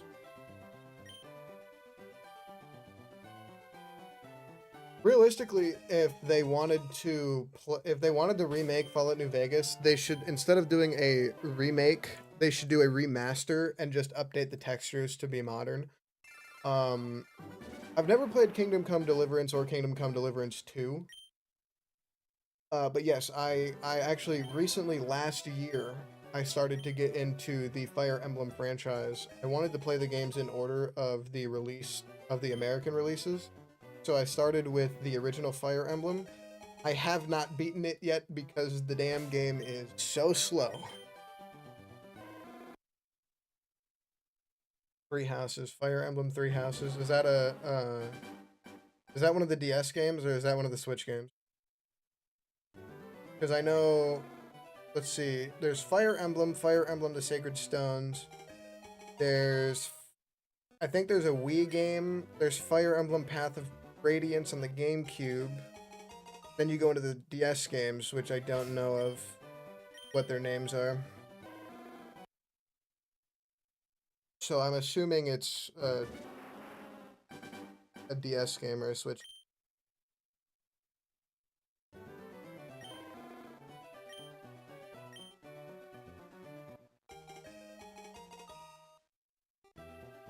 But either way, I plan on playing all of the Fire Emblem games eventually. Which game and the gameplay isn't for everyone because it's like a turn-based position strategy combat and the story. Yeah, I know the gameplay of Fire Emblem. I do enjoy, the reason I wanted to get into the Fire Emblem franchise, like flat out period, was because I like Pokemon, and it's a turn-based game, just like Pokemon, and I want to start playing a game called Monster Hunter Stories, which is another turn-based game of a franchise that I really like, being Monster Hunter. So, I definitely plan on playing all of the Fire Emblem games, but I want to play them in the order that they were released. I just have to beat one, and I think I'm 5 or 10 chapters away from beating one, the original Fire Emblem, in which I know Sacred Stones, like, revolutionizes the franchise, I suppose, or is like a really, really good game. Yeah, actually, Monster Hunter Stories 3 is actually the reason that I want to get into Monster Hunter Stories. I want to play the original just to make sure that I like the gameplay first. But problem with that is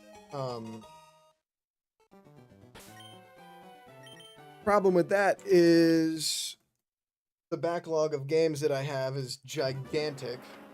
The original one's good. I've only Wild and Rise. Everest Stories. I don't know anything. I really don't know anything about Monster Hunter Stories, period.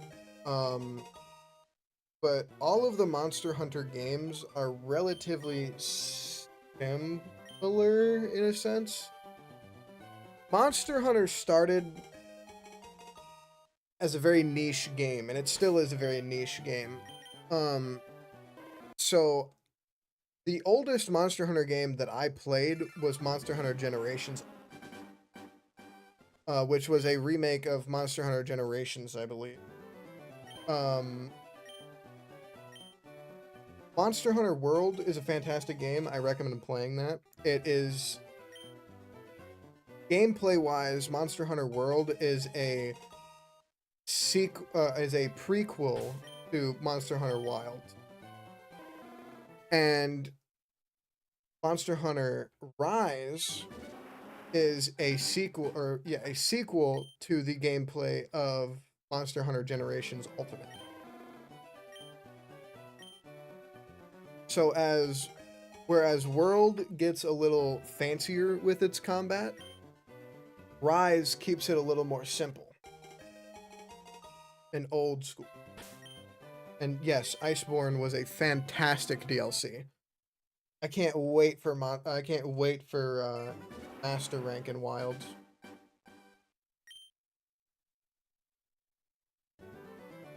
That way, that game's actually replayable. Monster Hunter Wilds got very boring very quickly.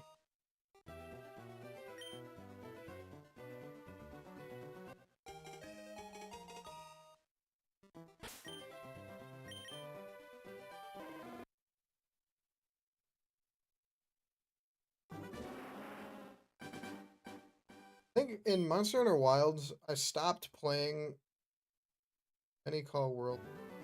Guys, that's because World has the best combat, guys. Monster Hunter World is where Monster Hunter really blew up.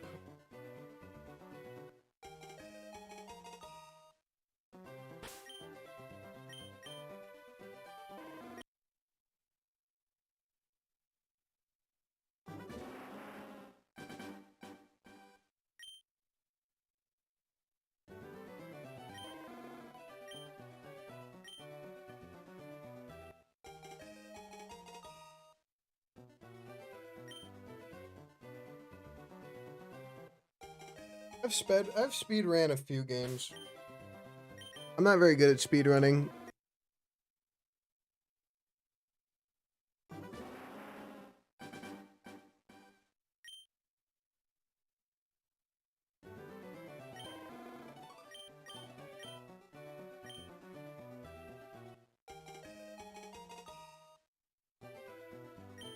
Oh, 700. I've got a long fucking ride ahead of me. I can already feel it. Why did that not go up? There we go.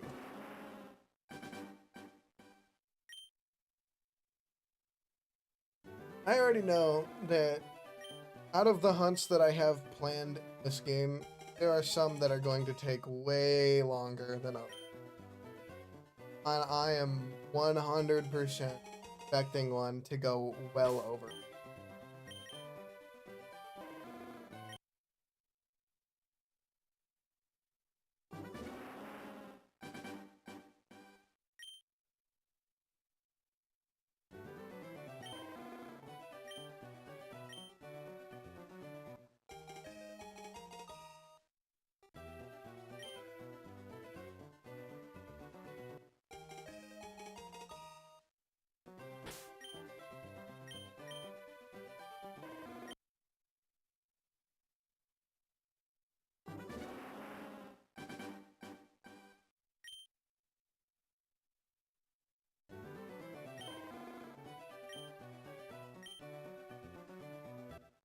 I don't know. I'll probably end up streaming till about 800 encounters. I don't know, honestly. I guess really just stream until I get bored. But hopefully in the time that I'm still streaming, I can hit my follower goal of 10 followers on Twitch.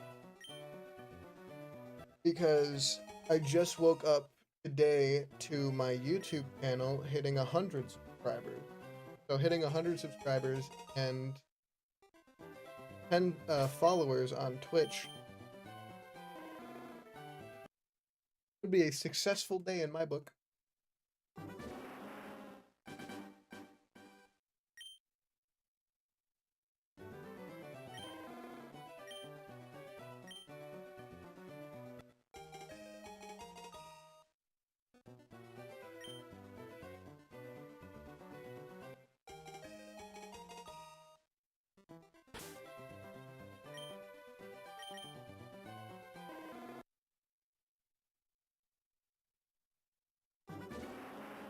Okay.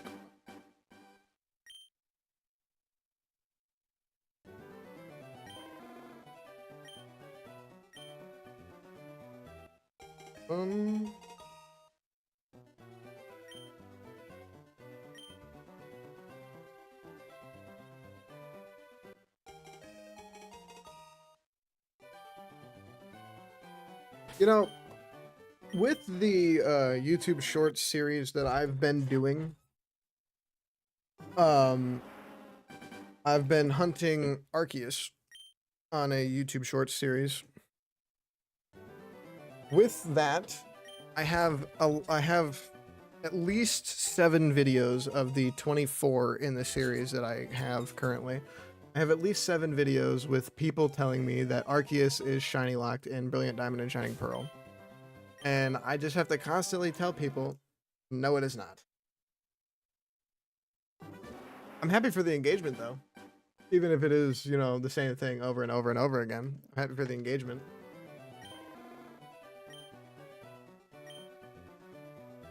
Talking to people is always nice.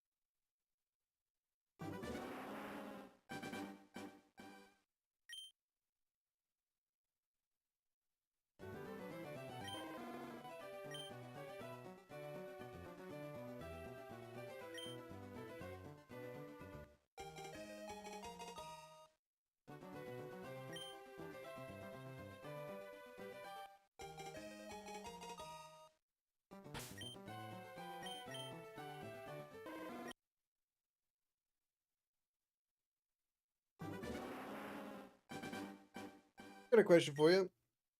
What was your favorite series of the Pokemon anime?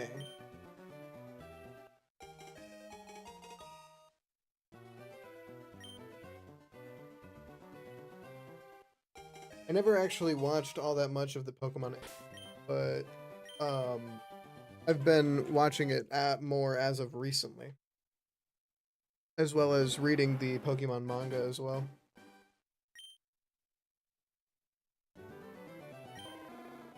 I have the complete manga sets of generations 1 and 2.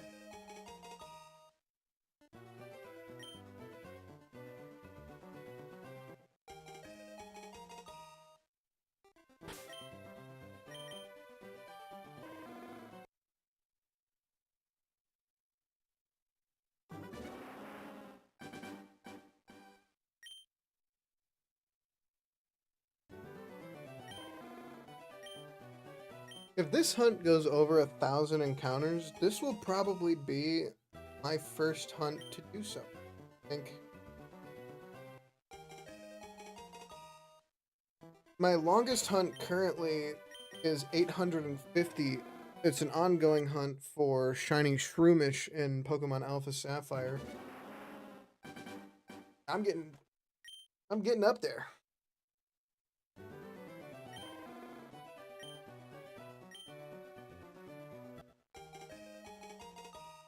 That hunt so far has taken me 9 hours-ish, I think. Hey, actually, look, I have it on my phone.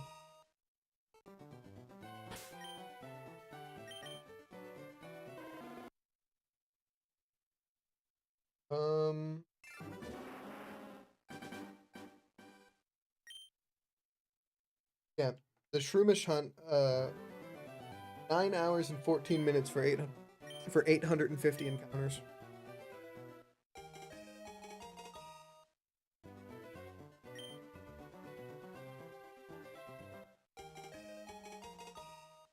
And that is currently my longest hunt, is that Shroomish. Because even my starter in that game was 857 encounters. I lied. So 857 encounters for Mudkip is my longest hunt.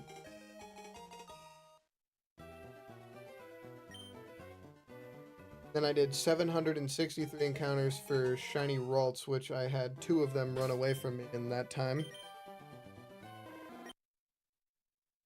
Or, well, teleport away.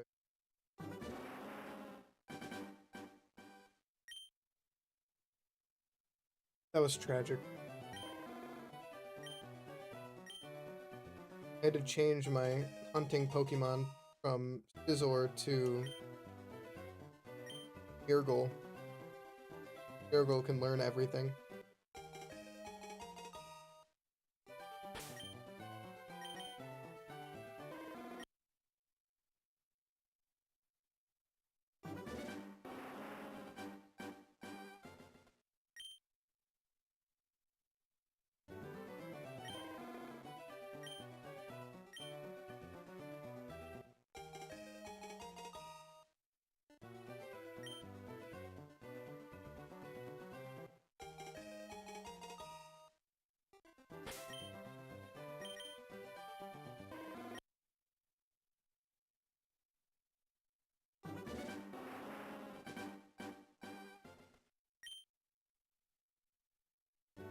Did not see that message.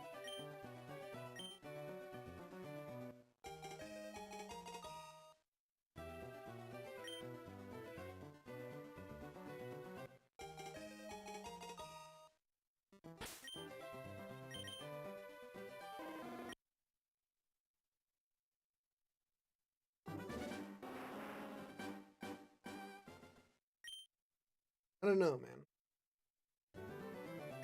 I don't know if I want to stop at 700 or if I should go to 800. I suppose I'll make up my mind. Get to 700.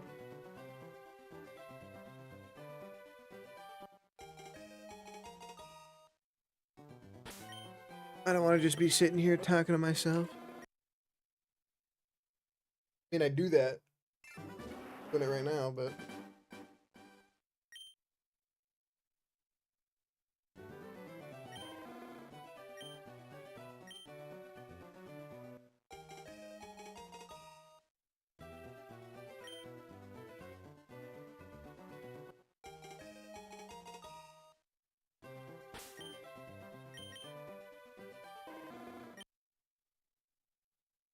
don't know.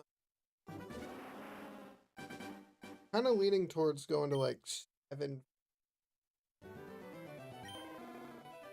rather than going to 800.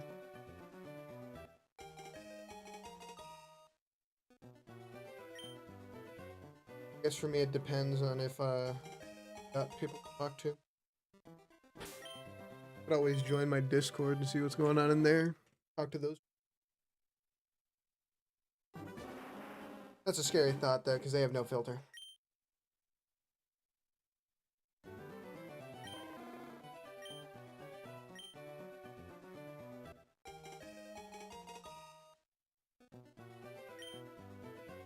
Trying to get...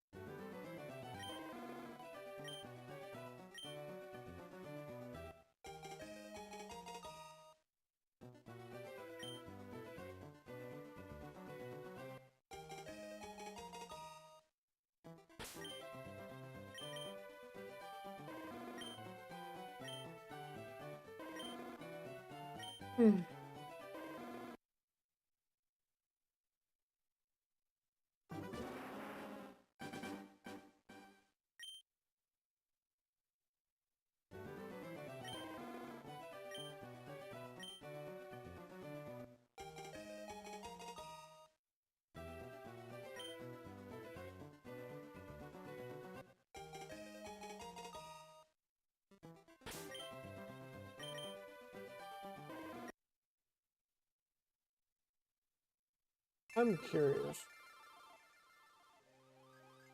That's not how you spell any of that.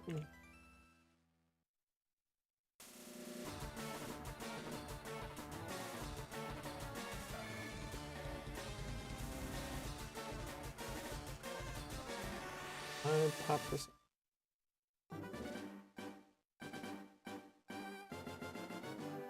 I can.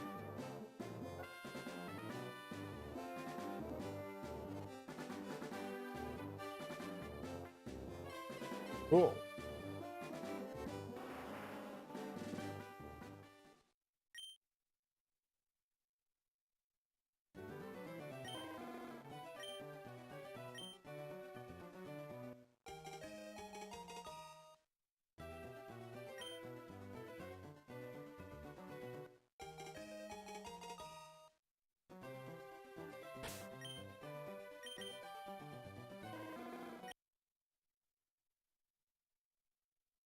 Damn.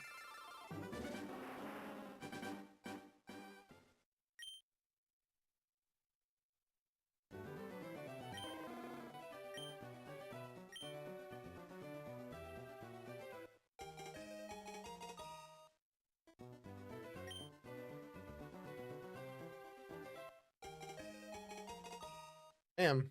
My candle's burned out now.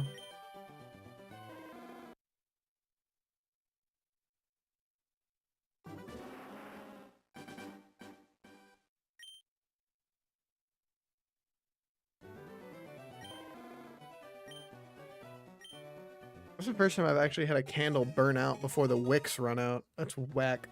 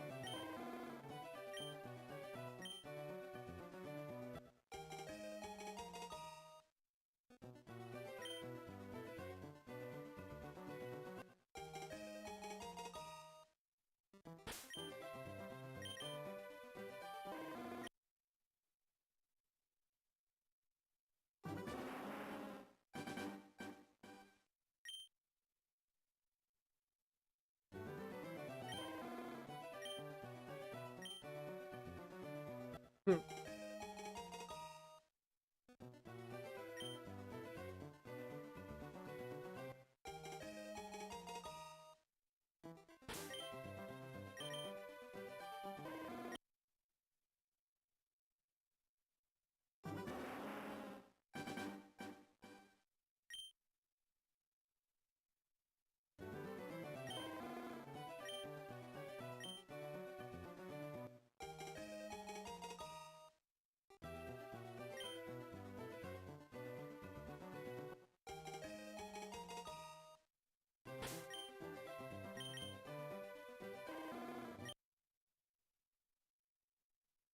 The hell is that?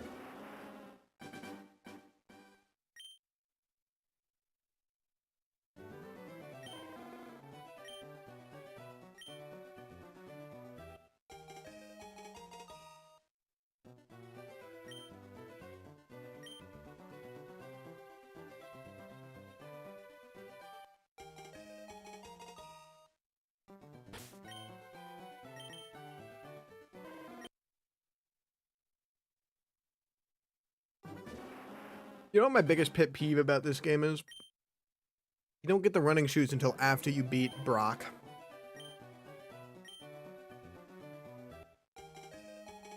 That sucks. So that's my only real problem with these games.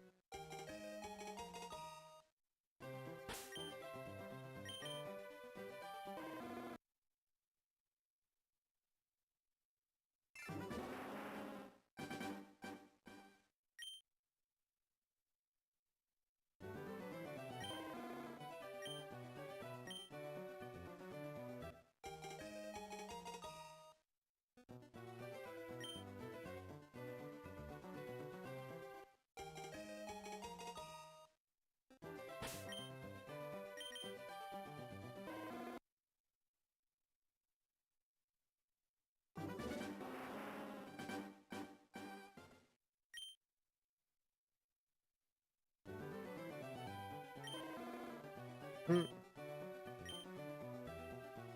700 encounters. Lord.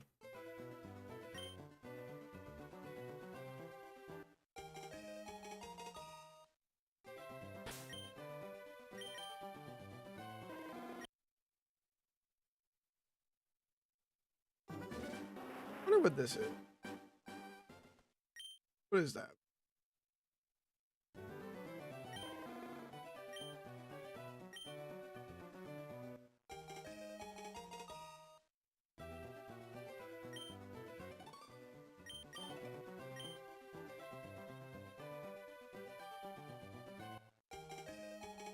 There's a lot more that I don't understand about YouTube streaming than Twitch streaming.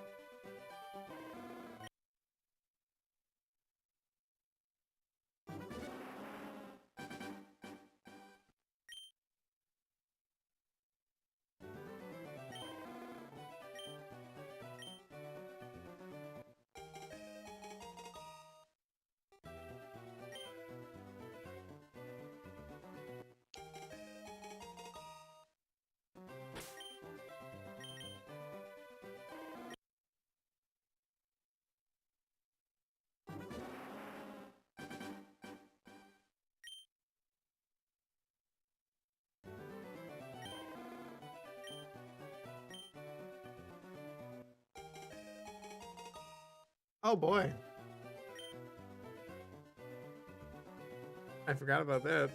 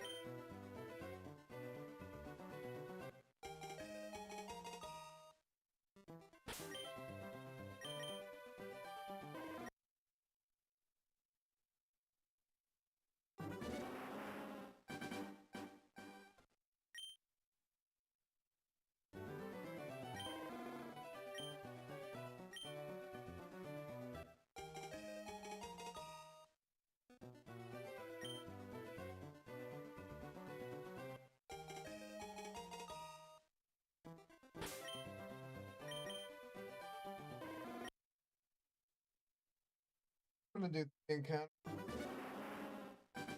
4 encounters.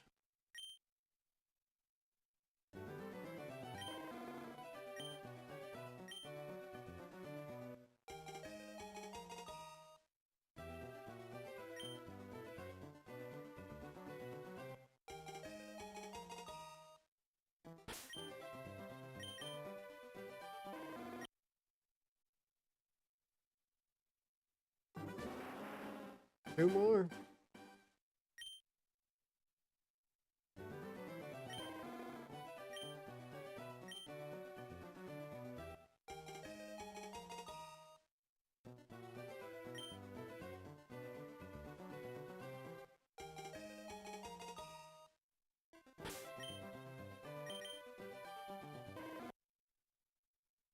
One more encounter.